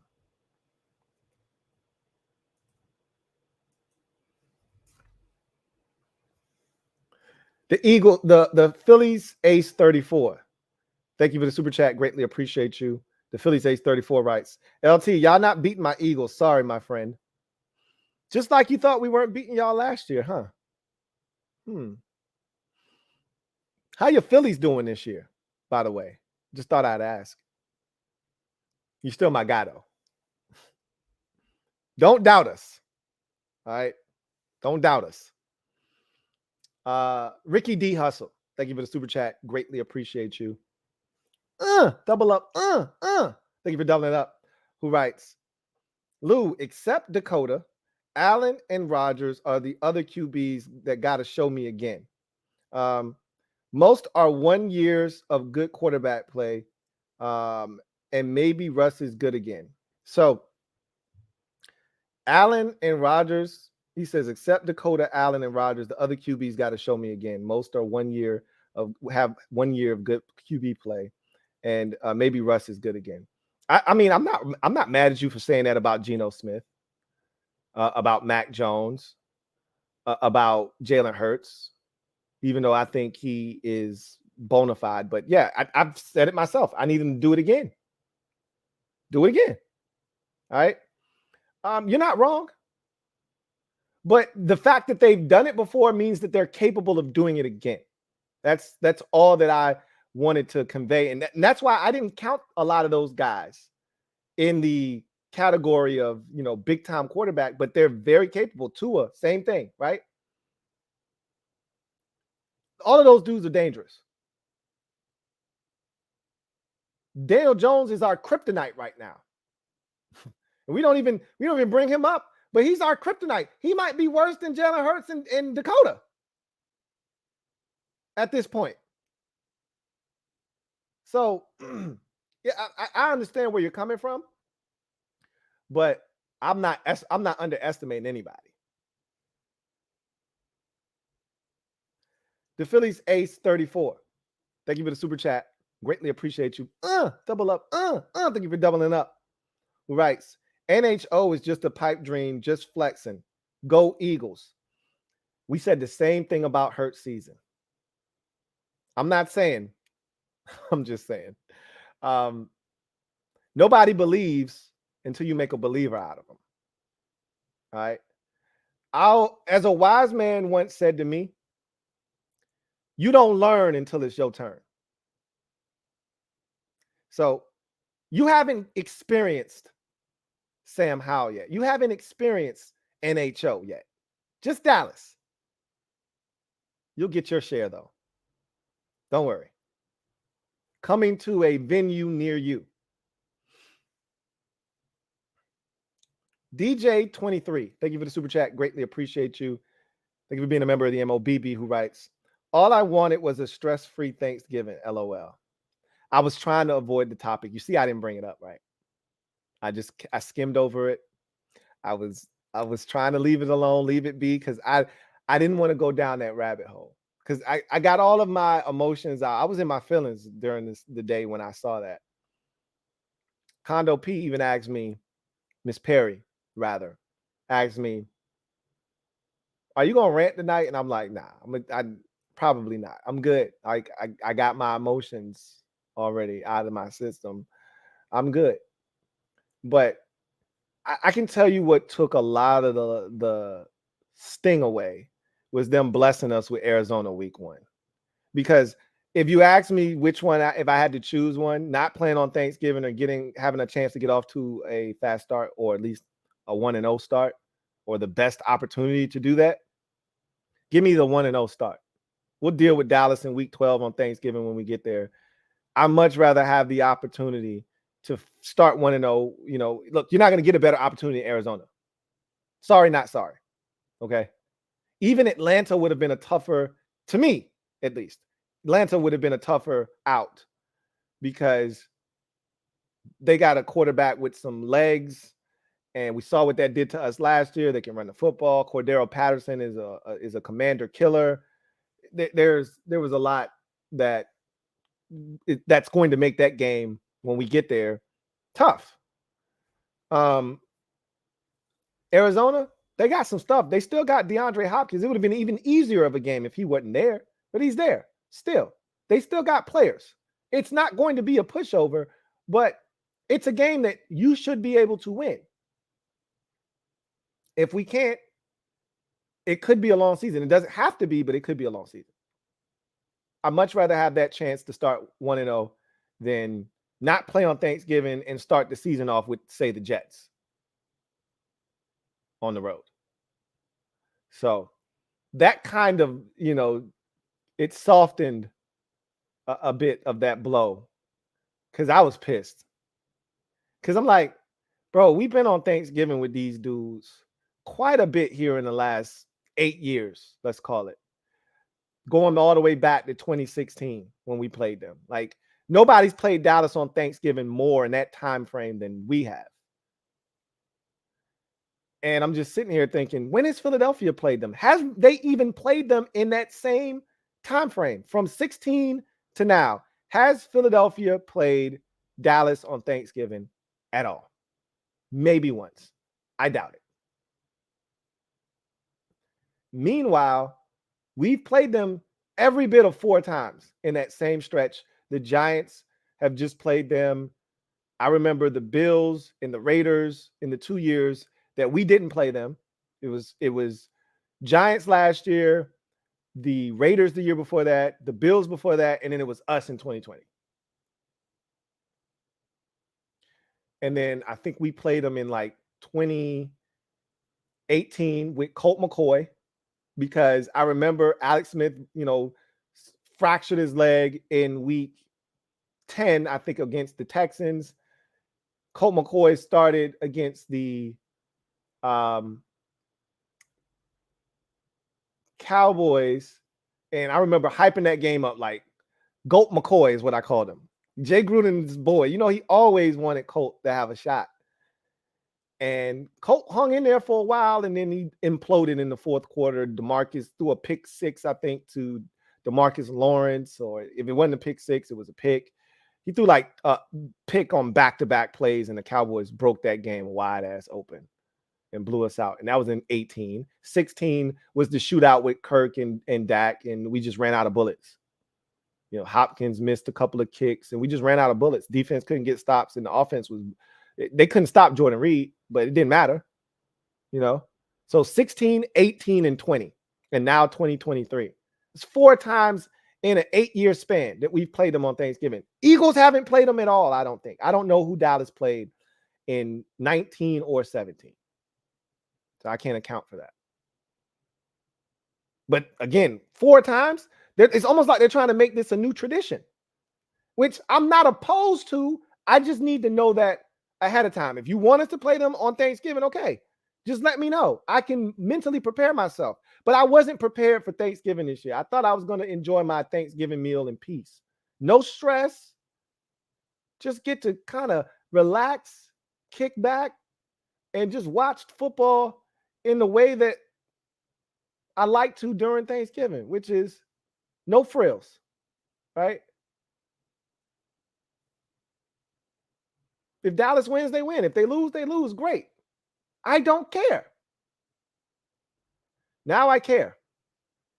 Now I'm nervous. Now I can't eat seconds because I'm too nervous to eat. And then if we win, I'm too hyped to eat. If we lose, I'm not really in the mood to eat. So there goes my appetite. Supposed to be going Black Friday shopping. NFL already is trying to throw a monkey wrench in that. There's a Black Friday game. Don't know what time that game is going to be. I got to go and check. But I'm an early riser that next day. I don't know. So, yeah. All I wanted was a stress-free Thanksgiving, man. I was right there with you. Should have known better, man. Like Monica, I should have known better. Aaron Carson, thank you for the super chat. Greatly appreciate you. Thank you for being a member of the MOBB, who writes, London Fletcher predicted 12-5, optimistic. Ben Standing predicted 7-10, pessimistic. I say 10-7 in a playoff berth, realistic. I think what you've effectively done is you've touched on the window, right? The range of where this team can go. I think the ceiling is 12-5. That means like every possible thing that we can think of went well. Sam Howell is a slam dunk. He's a home run. He's our future franchise quarterback. The offensive line that they pieced together was magnificent. The running backs have all been improved, and they're maximizing their talents because of Eric Bieniemy's presence. Speaking of Eric Bieniemy, he was a fantastic hire and well on his way to becoming a head coach because he transformed this offense into a powerhouse. The receivers did what we thought they were capable of doing. The tight ends came to the party and actually participated. Defensively, the D-line ate well. The secondary, because the D-line ate well, and really vice versa. If the secondary is playing well, the D-line eats. If the D-line plays well, the secondary eats. They kind of, work off of each other beautifully. And hey, who knew Cody Barton was actually a true starting middle linebacker in the NFL? Who knew? Like, these are the things that, and yeah, Joey Sly actually was really good. Like, really, really good. Who knew? Like, all of those things transpired. That's 12-5. You win the turnover battle most weeks. You take care of the football. You're one of the least penalized teams in football. You're creating turnovers and shorter fields for your offense. Like, everything has to go. When I say everything, I mean everything has to go right for us to go 12-5. Because we haven't even won more than 10 games since 1991. So to think that we're just going to jump to 12, everything's got to go perfect, essentially. 7-10 is, yep, Ron, he did it again. Slow start, dug ourselves a massive hole, tried to dig ourselves out, ran out of gas after, winning 3 or 4 in a row, but you exerted all this energy to get back to 500, and now the bottom falls out of the season, and you end up just like you did the previous 3 years, hovering around 500, or in the case of 2021, 7-10. And that's worst case scenario. We're not going to be. That's why anybody that thinks, oh man, we can get Caleb Williams. No, you're not. Because you're going to be 7-10. Worst case scenario. And then, to me, like you said, realistically, the middle is probably where we'll be. Not 12-5, not 7-10, but more like 9-8 or 10-7, right? So that's the range. And if we play good football, consistent ball, we avoid the valleys. There'll be some peaks, but you got to try to avoid the valleys. 3-game skid, or you lose 3 out of 4. Like, you got to avoid that. If we can avoid those pitfalls and just play consistent ball, you should be aiming for every loss. There should be 2 wins. That's what you should be aiming for. And then somewhere in there, you got to find a way to buck that trend and win an extra game. Win, 5 out of 6 instead of 4 out of 5.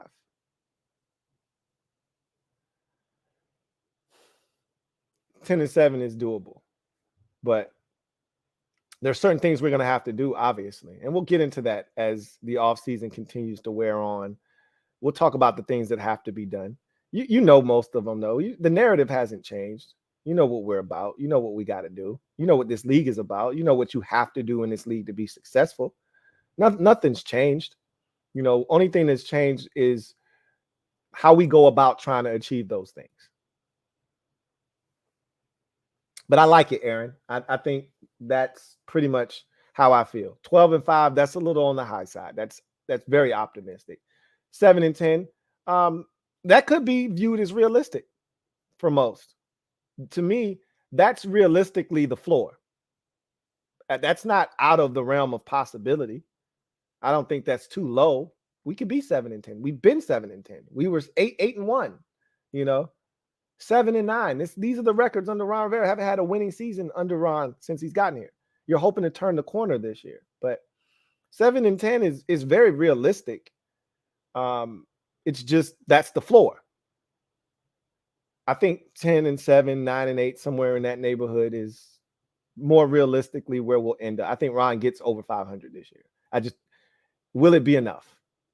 9-8 isn't good enough. You can't be 8-8 going into week 18 and out of playoff contention, and then you win that 9th game. That doesn't feel good.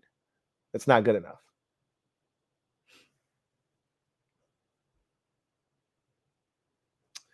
John Perez, my guy, JP, thank you for the super chat. Greatly appreciate you. Who writes, Lou, I wouldn't worry about the Pats. Mac stinks. I don't think he stinks. I don't subscribe to Mac Jones stinking. I think last year, he really suffered from poor coaching. And I talk to you guys all the time about the importance of coaching. So often we get tied up into talent. The Giants are a great example of that. What they did last year, they had no talent. None. Not on offense, other than Saquon Barkley. They had nothing. And somehow they were able to win 9 games and a playoff game. Why? Because they were very well coached. Coaching matters. And they weren't well coached offensively last year in New England. It was a shit show.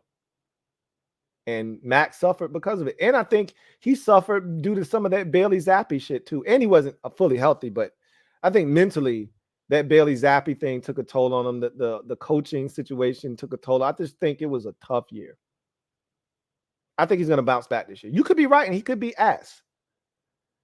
I guarantee you Bill O'Brien stabilizes that offense. I don't necessarily love the talent that they have on offense, but it's not the worst. He'll be fine, I think. We'll see.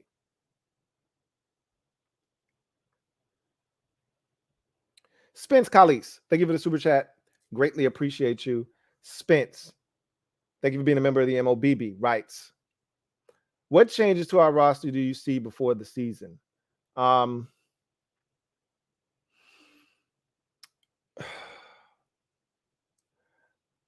I wouldn't be surprised if they added another linebacker at some point. I would not be surprised if they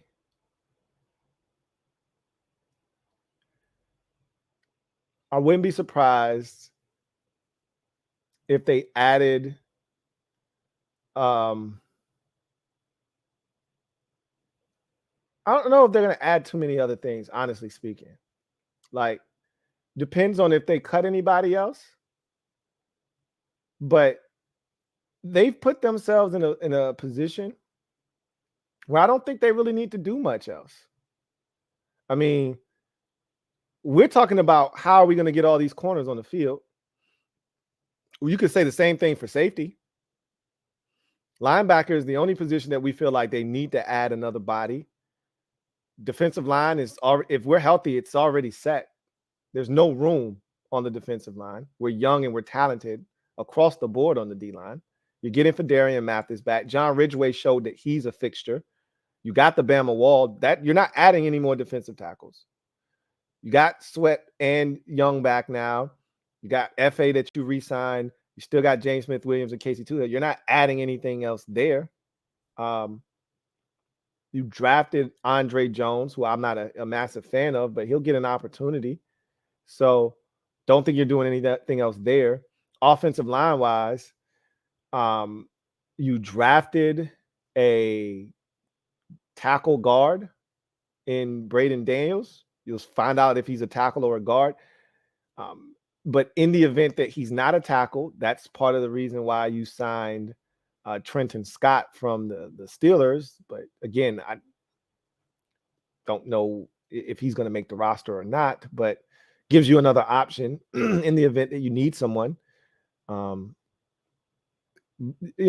that they cut someone, which I don't see them doing on the offensive line. We knew they were going to, move on from Chase Roullier, and they have. But barring, a surprise cut like Charles Leno, Andrew Norwell is as good as gone as well. And that was the guy that I forgot about. When I asked you guys, who's next? I forgot about it. He's gone. In my mind, he's gone. He's not even on the roster anymore in my mind. Ron hasn't mentioned him one time this offseason, which means he's already dead to Ron in his head, roster-wise. So I forgot all about him because to me, he's already been cut. But he technically is the next guy up. But they've already invested on the interior of the offensive line already. So between free agency and the draft, I don't know if they need to add anybody else there. They're not going to do anything else at quarterback. I don't see them doing anything else at receiver. And I don't see them doing anything else at tight end. So maybe running back. I doubt it, though. I think they're really comfortable with adding Chris Rodriguez Jr., I'm pretty sure that they're done. They still got Jonathan Williams. They still have Jarrett Patterson. I don't think they're adding any more backs. So I don't really think they're adding much more to this roster, honestly. Red Wing 01. Thank you for the super chat. Greatly appreciate you. Thank you for being a member of the MOBB, who writes, I think even against Atlanta, we're going to have to strap up. Not because of Ritter, even though I like him, but their run game. We know who they're bringing. Yeah. Yeah, no.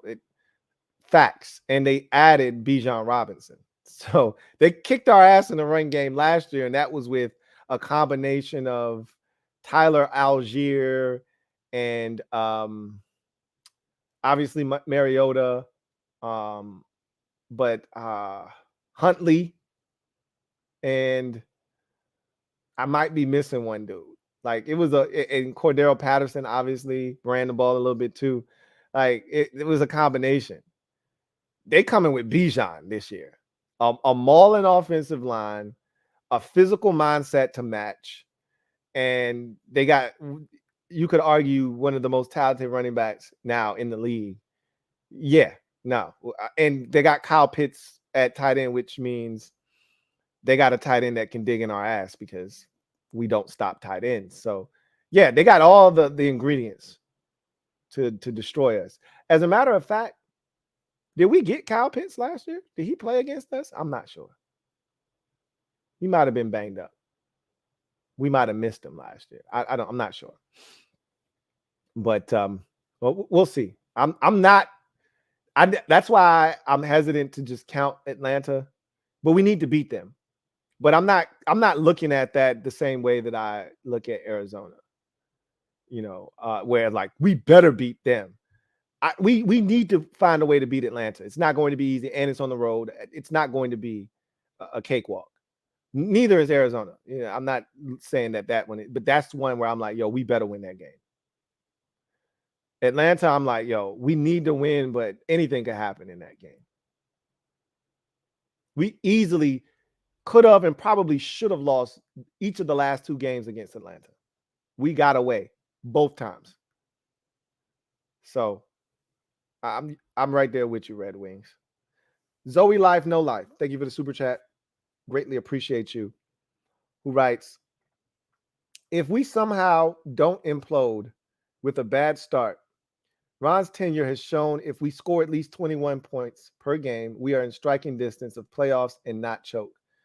I mean, 21 isn't even a lofty number. It's not even a respectable number in the NFL. You know, if you're scoring 21 points, you probably still are hovering around 8 wins on the season, right? That's not a great number. You want to be somewhere in that 24 point or higher range. 23 on the low end, but 24 is comfortable. You score 24 most games, you're going to have a legitimate shot to win in the NFL. We fail to score 24 most weeks, which puts you in a position where there is little to no margin for error. If you're scoring 20 or 17 or 23, then you are as close as you can get to winning a game, but also losing a game as you can possibly get in the NFL. You're right there on the fringe. And one mistake is going to ultimately alter the outcome of the game, potentially. So with what we've done, like you said, with Ron here, we've been in most of these ball games. Again, there hasn't been a ton of ass whoopings. We've been down big in a lot of games, but we always scratch and claw our way back in. We fight. There's only been probably in 3 years, roughly 7 ass whoopings where you go, yeah, we had no shot. And I think most of those came in 2020. Got our asses beat up pretty good against Arizona in week 2. The Rams game where Aaron Donald jumped on Alex Smith's back, that was a pretty thorough ass whooping there. Let's see. I don't know if there were any other. The Ravens game, we were never truly out of it. We were never really in it. That felt like a through and through ass whooping as well. Those are all in 2020. 2021, the COVID game against Philadelphia, we were in that game, man, but that turned out to be a nice ass whooping by game's end. Trying to think. The Chiefs ended up beating us good, but that we were in that ball game. But this final score doesn't really indicate. I think we ended up losing that game like 31-13, but we were up 13-10 at halftime. You wouldn't have known it by the final score, but that ended up being a thorough ass kicking. Buffalo beat us up pretty good in week number 3 in 2021. So what is that, 6? The number's up to 6 now of beatdowns. How many? It was 3 in 2020. I think it was 3. I said Arizona. I said, yeah, Baltimore and the Rams. 2021, it was Buffalo in week 3. Kansas City in week 6. Dallas in week 14 when they beat us 56-14. That following week after the first Dallas game, we lost to the Eagles in the COVID game. That was a beatdown at the end. I don't even know if I want to count that as a beatdown because we were in that game and then they ran away late. Dallas for sure, the 56-14 that's the worst one of the Rivera era. So that's 6. And then last year, we really didn't get our asses handed to us very often, maybe once or twice. Let's see. Not week 1, not week 2. Eagles game was pretty thorough, even though we had our chances in that game. Still, we were dominated, man. That's 7. Not the Dallas game. Week 5 was Tennessee. Nope. Week 6, nope. And then, none of those games in that stretch where we won 6 out of 7 were ass whoopings. And you go to the bye, you come off the bye, you lose. No. San Francisco's, that was pretty thorough. That was pretty good ass kicking there. That's 8. Cleveland wasn't an ass kicking as much as it was an embarrassment. It just, yeah, that wasn't an ass kicking. It was just like, what is this? That didn't feel good. I'd say if you want to count Cleveland, go ahead. That's 9, but I'd say the number is 8. 8 ass kickings in 3 years for Ron. It's actually a lot. that when you think about it, I mean, still 16, then 2 years of 17. That's 50 games, right? To get your ass handed to you 8 times in 50 games, roughly what would that be?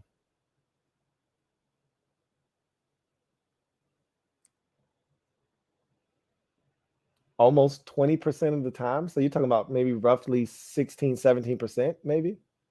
That's not good. Anyway,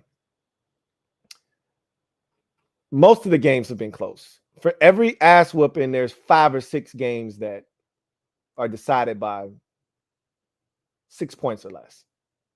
So to your point, you score, and a lot of those games we're at 17, 20, 20, 23 if we're lucky. But most of those games we're at 20 or 17. You score 21 and you have a chance, but that number needs to be higher than 21. That's still a low bar. Still a low bar. Filthy Rich 007. Thank you for the super chat. Greatly appreciate you. Who writes? Does Ron get fired if we start 1-3? No, he doesn't. It's too early. 1-3 is not insurmountable. It's not a great look, but again, with Ron's track record specifically here and what he's been able to do, you start 1-3, you're disappointed, but it's not the end of the world. It's not the start that you want. But again, I've already laid out for you 1-3 start. puts even more emphasis on those next 3 games. I'm already putting a ton of stock into the importance of those 3 games anyway, weeks 5 through 7. Anyhow, whether we're 3-1, 4-0, those are important games because I feel like that's the most winnable stretch of the season that we have. We have to take advantage of it. Winning 2 out of 3, bare minimum. So a 1-3 start doesn't have to be a death sentence, but it doesn't bode well for you if you're Ron. But you got the Bears at home, the Falcons on the road, and then the Giants, I believe. Yeah, for the first time on the road. You got to find a way to win. So, no, he doesn't get fired after a 1-3 start. Dig, thank you for the super chat. Greatly appreciate you. Who writes, Lou, Chase and Tez could start the season off hot against Arizona. It'd be nice to build up some confidence and get that whole D-line, percolating. That'd be nice. Get them all lathered up, heading into Denver and beyond. Yeah, that'd be great. But you know what would be great? If we hit them with that 8-piece like we did with Carson Wentz in Philadelphia in Ron's first game in 2020. That'd be great. Get a nice 8-piece off the rip. Sacks for everybody. Turn it into a sack fiesta. Oh, that'd be awesome. But we'll see. I got a sneaky suspicion.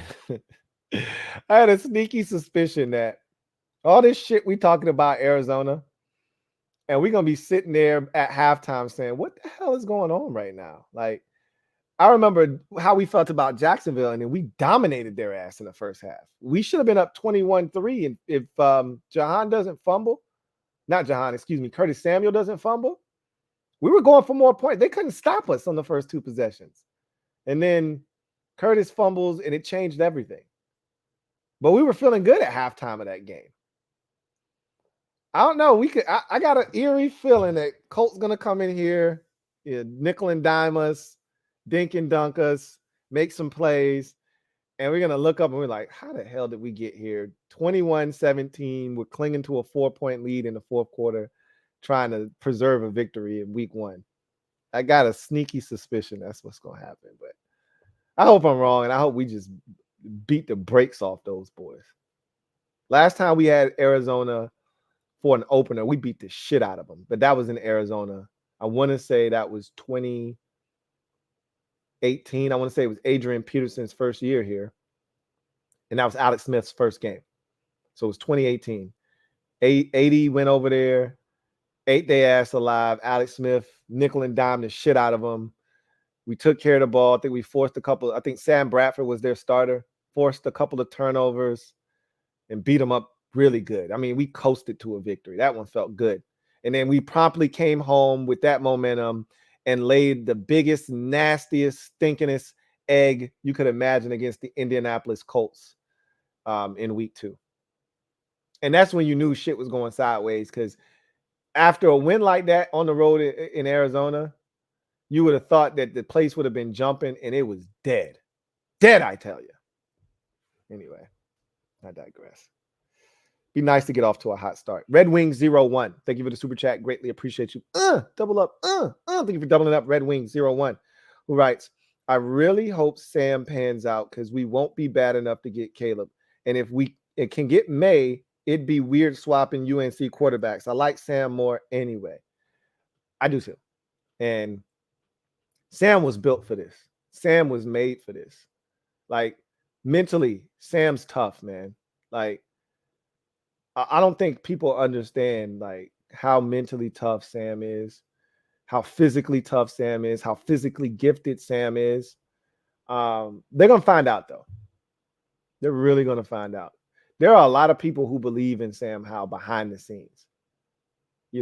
Other teams, GMs and not necessarily GMs, but scouts and people, there are other people that are like, yo, I'm telling you, Sam Howell is better than you think. He's got to prove it, though. That's what this is, a prove it league. And You know what the stigma is? Oh, he's a 5th round pick. People put a lot of stock into where you're drafted.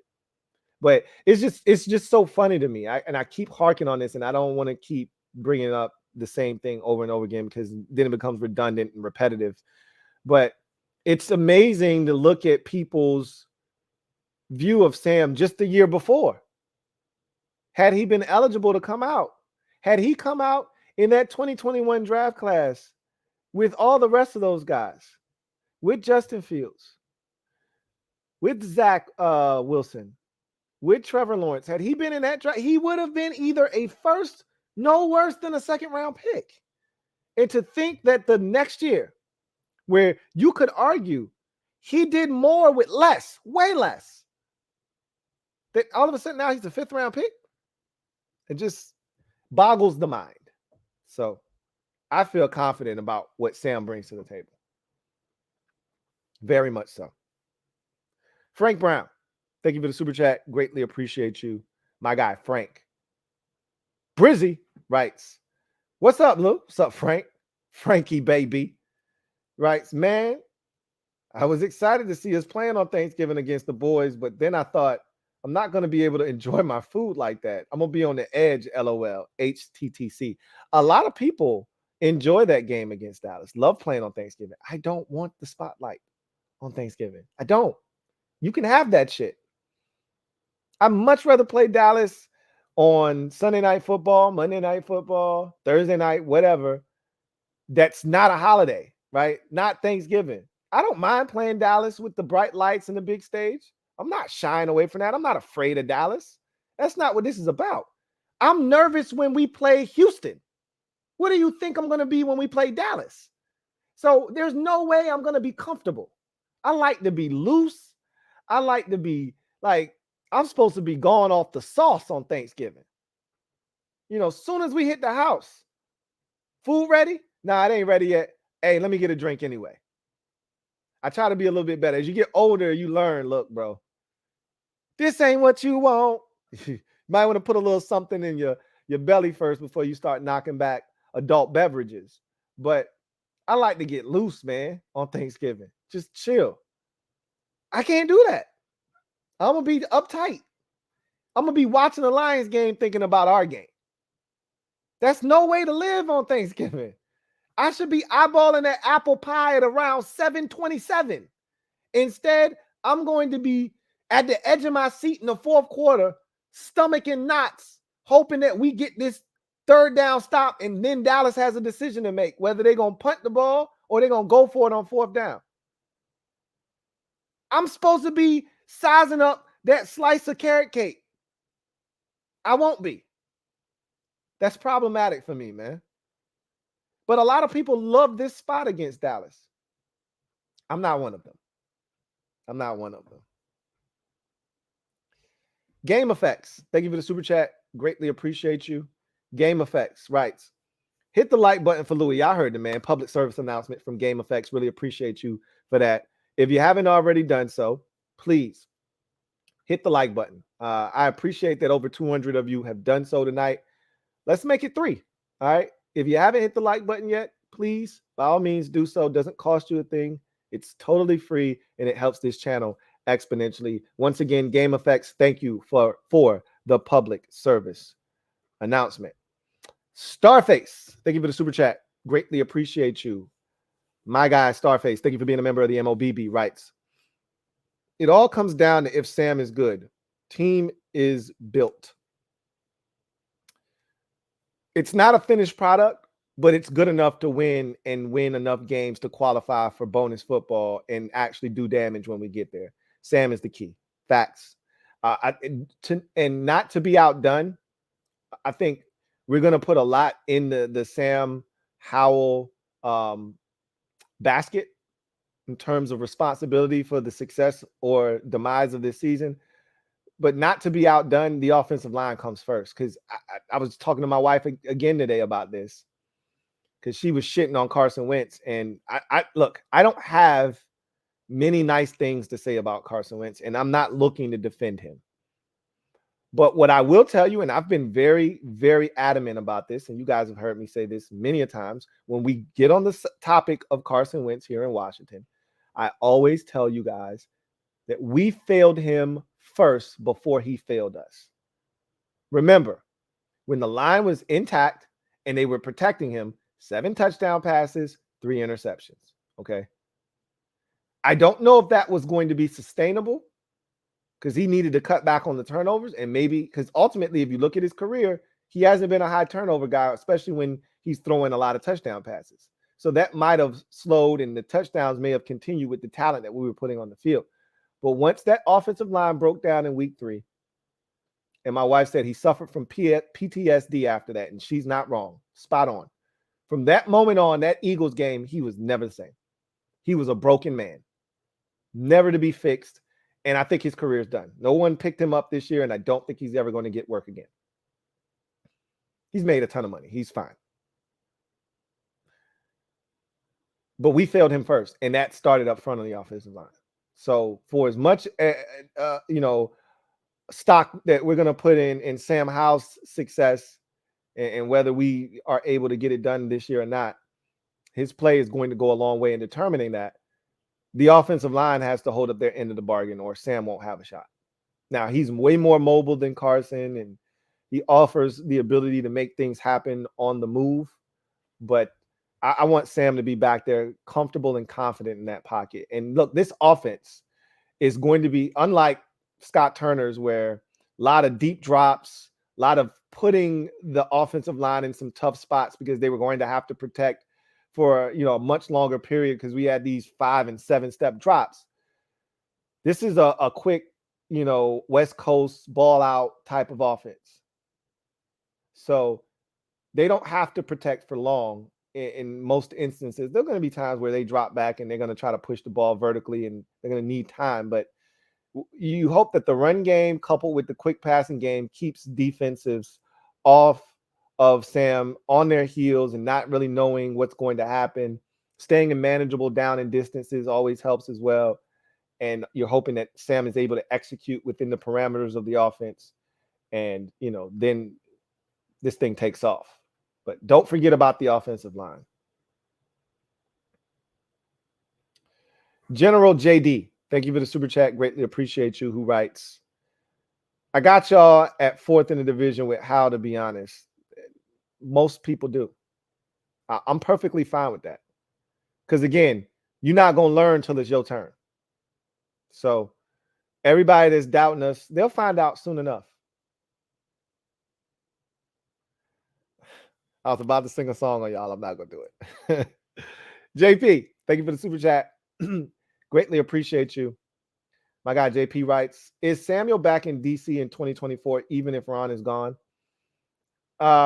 Really everything hinges upon this season because you got it's right now it's a wash because you had 2020 which or 2021 rather, where he really didn't play, so he was a non-factor, and then he was huge last year and he was healthy the entire season. So this season is going to go a long way in determining what the outlook, what the the viewpoint and perspective on what we gained from him, the value of his contract that he signed. This will be the tipping point for him because it's 1-to-1 right now. He has another really good year or a ridiculous year, and I'm pretty sure they're going to want him back. He has a subpar year or he's dealing with, stuff, probably not going to want to have him back. So this year is going to be huge. If he's healthy, no doubt in my mind that they're going to want him back and he's going to play well. We saw what he's about last year. He was outstanding. Joe Rockhead, thank you for the super chat. Greatly appreciate you. Thank you for being a member of the MOBB. As I always like to tell you, love, love, love the thumbnail. Who writes, I'm scared to be optimistic, especially before the training camp reports. But I can't help but feel good about Sam after the interview with John Keim. I have yet to watch that, but I I already know what he is. So nothing he says is going to move me because I already know what type of dude he is. Well grounded in his faith, um, determined. I've I've I've listened to enough people who know him intimately, who've coached him. I've listened to Sam enough times to know exactly what we're getting in a person, a man, but more importantly, as a competitor, as a player. I've watched enough. I've seen him in adverse situations and how he's responded. And he's not shaken by this situation, by, everybody doubting him being a fifth round pick. He's not, it's not too big for him. He knows what's at stake here. He knows that there may not be another shot after this year. Everything could change if you don't get it done this year. You could have a new coach. You could have a new GM. And if that happens, you're done, because those guys are going to come in. They don't believe in you. They don't have any ties to you. At best, they view you as a backup. Best case scenario. He knows what's at stake. I think mentally, he's as sharp as Jalen Hurts. Now, I don't think he's got the sayings and, the charisma that Hurts has behind the mic, because he's like, Hurts, they have a tough game and he's like, what you gonna do? Stare at it? Or you gonna get up off the toilet and flush? You just got to move on, flush it. You're not gonna get up and stare at it. Flush it and move on. Like, it's like he's waiting on them. Line them up. Money is nice, but championships are better. That's what I'm after. Like, it's like he's always waiting. Before anybody had an opinion, I had a purpose. Like, he's always got one waiting in the chamber. That's not Sam.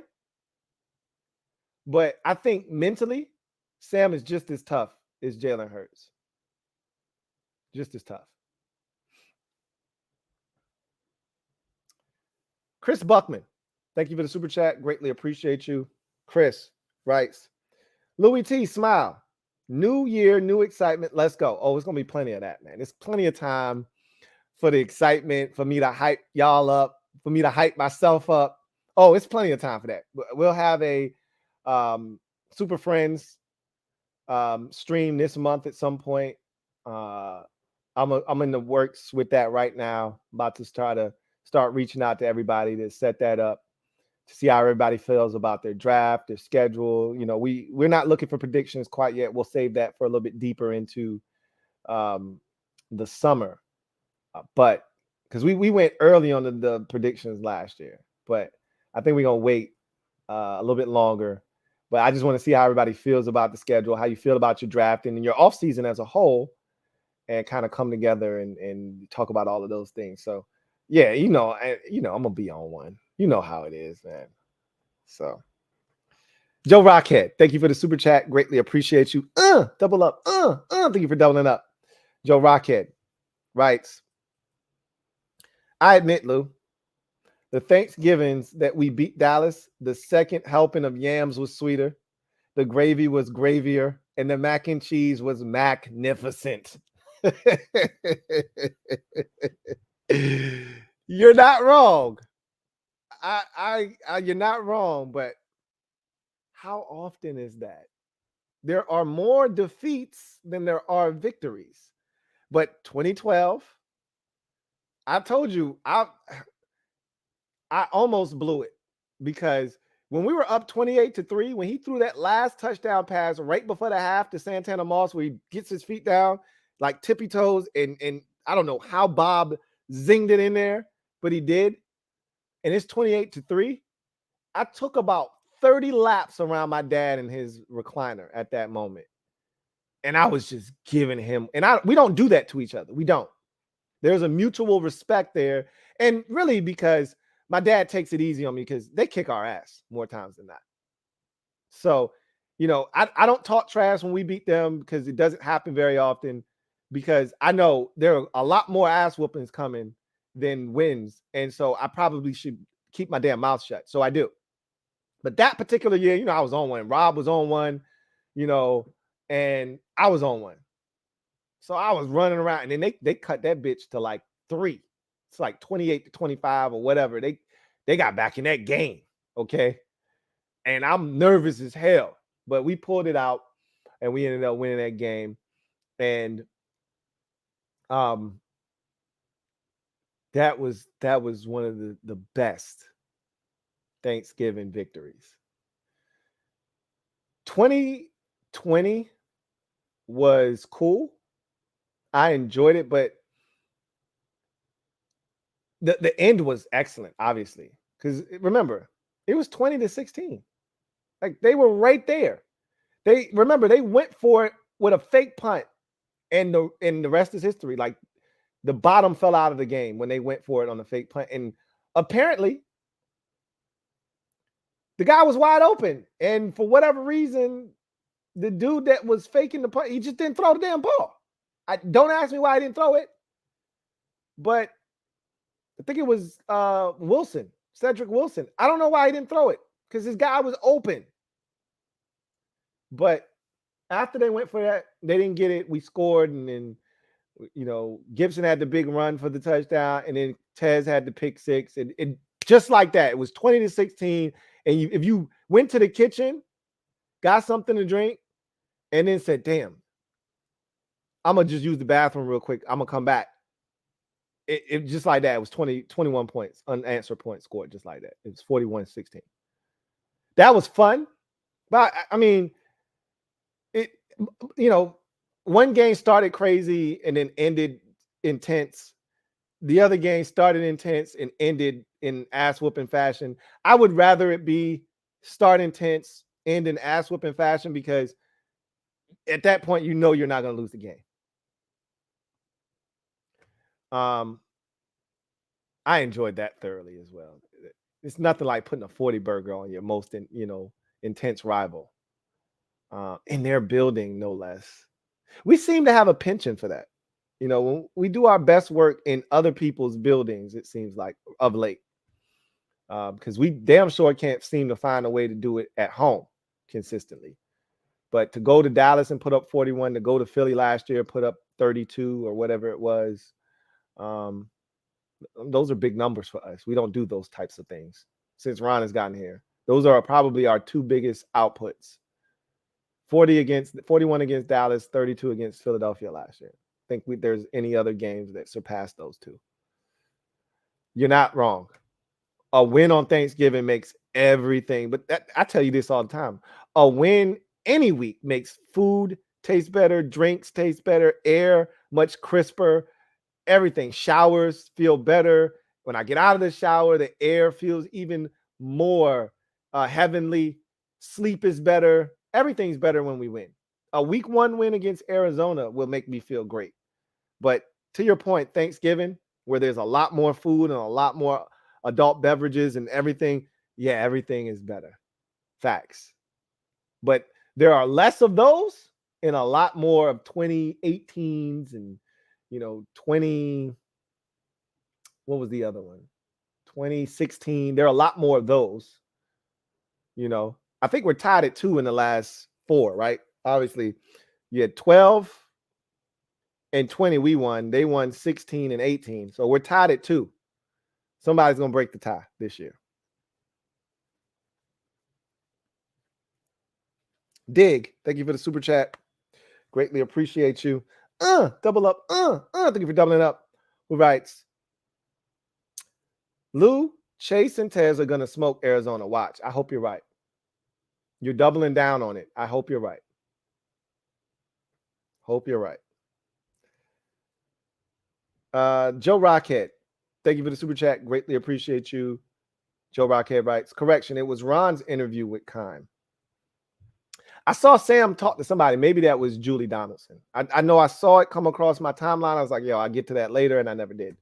But, I mean, I feel good about the season me and Ron are here. We're in lockstep when it comes to Sam. Like a lot of people are, excuse me, looking at Ron side-eyed, like, bro, you really about to stake your entire career on the back of Sam Howell?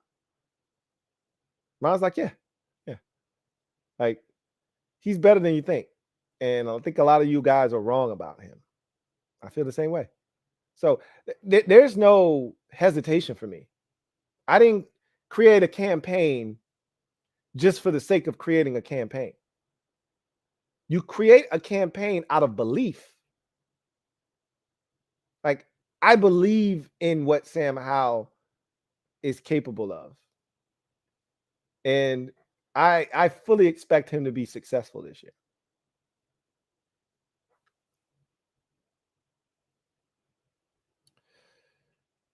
LT, thank you for the super chat. Greatly appreciate you. LT writes, if Sam is good, but fourth best NFC East quarterback, he stays? Yeah. I mean, it's there's varying degrees. That question is loaded because how good are the other three? We could be talking about career years for all three of the guys in front of him. And he had a really good year himself. I mean, anything he does is going to be a career year. He doesn't have any statistics, really. He's got one start under his belt. So whatever he does this year is going to be a career year for him. But what if Daniel Jones throws 27 touchdowns and 7 interceptions and throws for 3,400 yards and rushes for another 527 and another 4 touchdowns? It's a career year for Daniel Jones. What if Dak Prescott just goes ape shit, right? Because he's had some massive passing yardage years, you know, but what if he just has another one of those, but it goes nuts, doesn't turn it over, bunch of touchdown passes? And then what if Jalen Hurts just repeats what he did last year? He was in the MVP discussion and finished as the runner-up in the MVP voting. What if he just does that again? Are you going to knock Sam because the other dudes had tremendous years? Or are you just going to say, hey, our dude is in the mix now? That's all you say. Doesn't matter if he comes out of it still the fourth best quarterback in the division. As long as he's proven that he's capable of playing in this league at a high level, that's all we care about. We'll worry about him climbing the ranks of quarterbacks in the division later. I've already said that I think he'll be no worse than the third best quarterback in the division at season's end. Who he's overtaking, don't ask me. All right, we'll figure out what's what. I mean, I'm not saying it, but I'm saying it. I mean, how high do you think he's going to jump, really? And who do you think? Where's the pecking order in the division? Like, realistically. So I'm kind of telling you without saying it how I feel, but at the end of the day, even if he's still considered the worst quarterback in the division, if the rest of the quarterbacks are kicking ass and he's the best of the worst or the worst of the best, rather, yeah, sign me up. Because let's say he throws 22 touchdowns, 6 interceptions, throws for, say, 3,100 yards, roughly. Rushes for 392 yards, almost 400 yards, and pitches in another 6 rushing touchdowns. It's a hell of a year. Remember, Bob Griffin III had 20 touchdown passes and 5 interceptions in 3,200 yards passing in his Rookie of the Year campaign. I don't remember how many rushing touchdowns he had. There were probably quite a few of those in there. Somewhere probably in that 8 to 10 neighborhood, somewhere in there. What I just said is pretty much on par with what Robert did, statistically. Now, Robert probably had about 600 to 800 yards rushing, though. And I don't think Sam's going to be that high, obviously. But he could be just as impactful in the red zone. You know, so again, it's all in how we view the rest of the division. If Sam is the worst quarterback in the division and Daniel Jones sucks ass this year, he reverts back to the Daniel Jones prior to when Brian Daboll got to New York, and Giants fans are already lamenting the fact that they extended him, and Sam is no better than he is, then yeah, Sam's not probably going to be the starter going into next year. But if everybody else is playing their ass off and Sam's keeping pace, but he's a second-year quarterback getting his first year to start, and he hasn't surpassed any of them, but he played really well, who gives a shit? Yeah, he's still a quarterback in Washington because he's going to have more time to play better to surpass the other quarterbacks in the division. You don't have to do that in 1 year. Again, I know we live in this microwavable society where we want it now. We want instant gratification. We want it now. But it's okay if he just shows steady growth and improvement year after year after year. He just has to show that he can play this year. Leave no doubt. All right, so that was the final super chat, which means I am about to get out of here. I thank you guys for joining me tonight. You guys have been awesome. The schedule is here. We jumped into it. We're going to talk about this schedule a ton more. Trust me. We're far from done when it comes to the schedule. And we're going to see how everything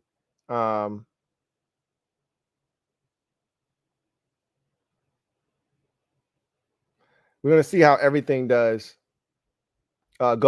because we have no idea. We think we know, but we have no idea when it comes to the schedule.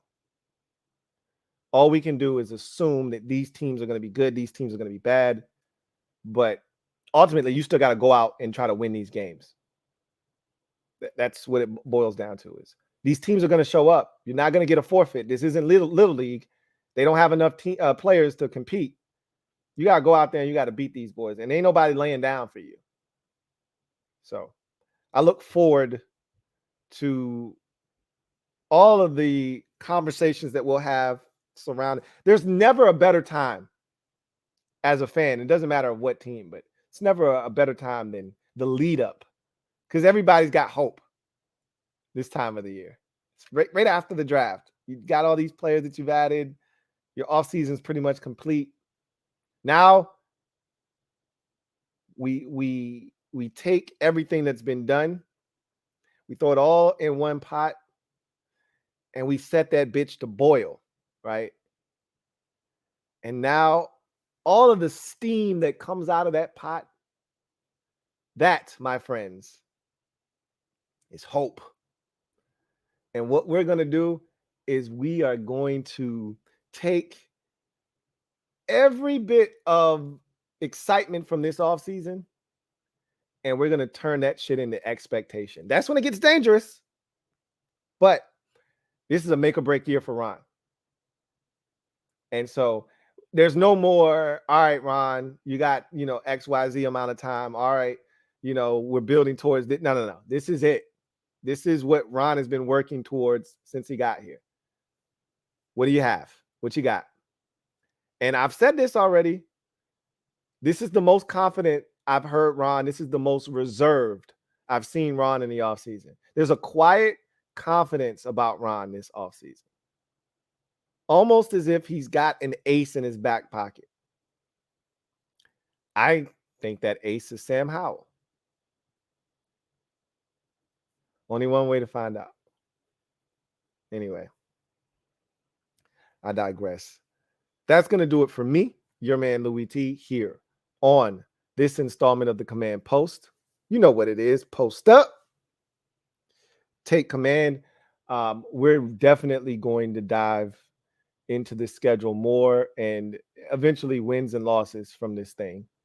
What I kind of want to take a look at is everyone else's schedule, because right now we're looking at our schedule in a vacuum. Tomorrow on the podcast, I'll be talking about the rest of the league schedule. I'll have a chance to look at everybody else's schedule, look at the primetime schedule. I know I've already looked at how many, abnormal games the Giants, Cowboys, and Eagles have. I've already talked about that and how disappointing it is that everybody else in the division is getting all this exposure, and we're kind of just like, the redheaded stepchild. They're trying to hide us from everybody else. Like, hey, keep them down in the bottom of the doldrums of the division. Like, keep them out of sight, out of mind.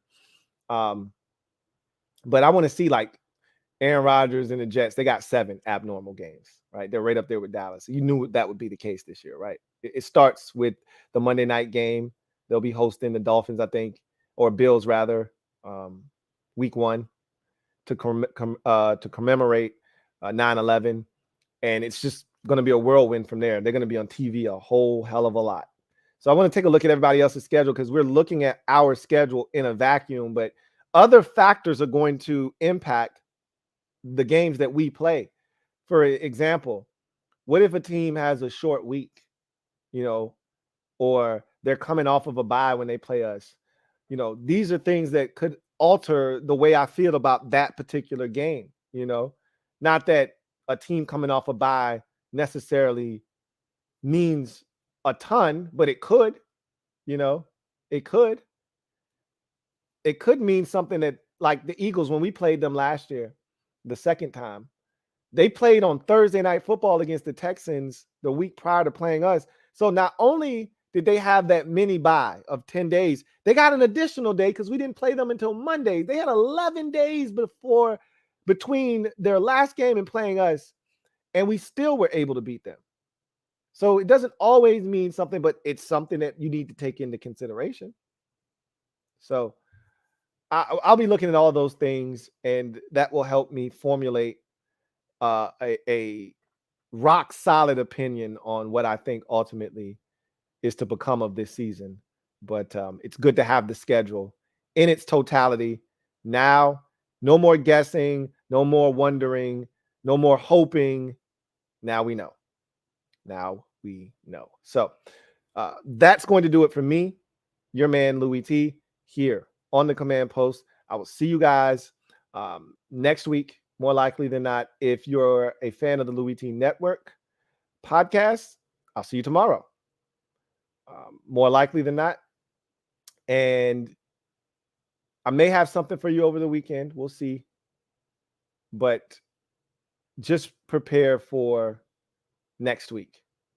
And I'm going to start reaching out to the super friends, and we'll get that ball rolling here shortly as well. So in any event, you guys get out of here. Enjoy the rest of your evening, and I will see you guys next time. God bless.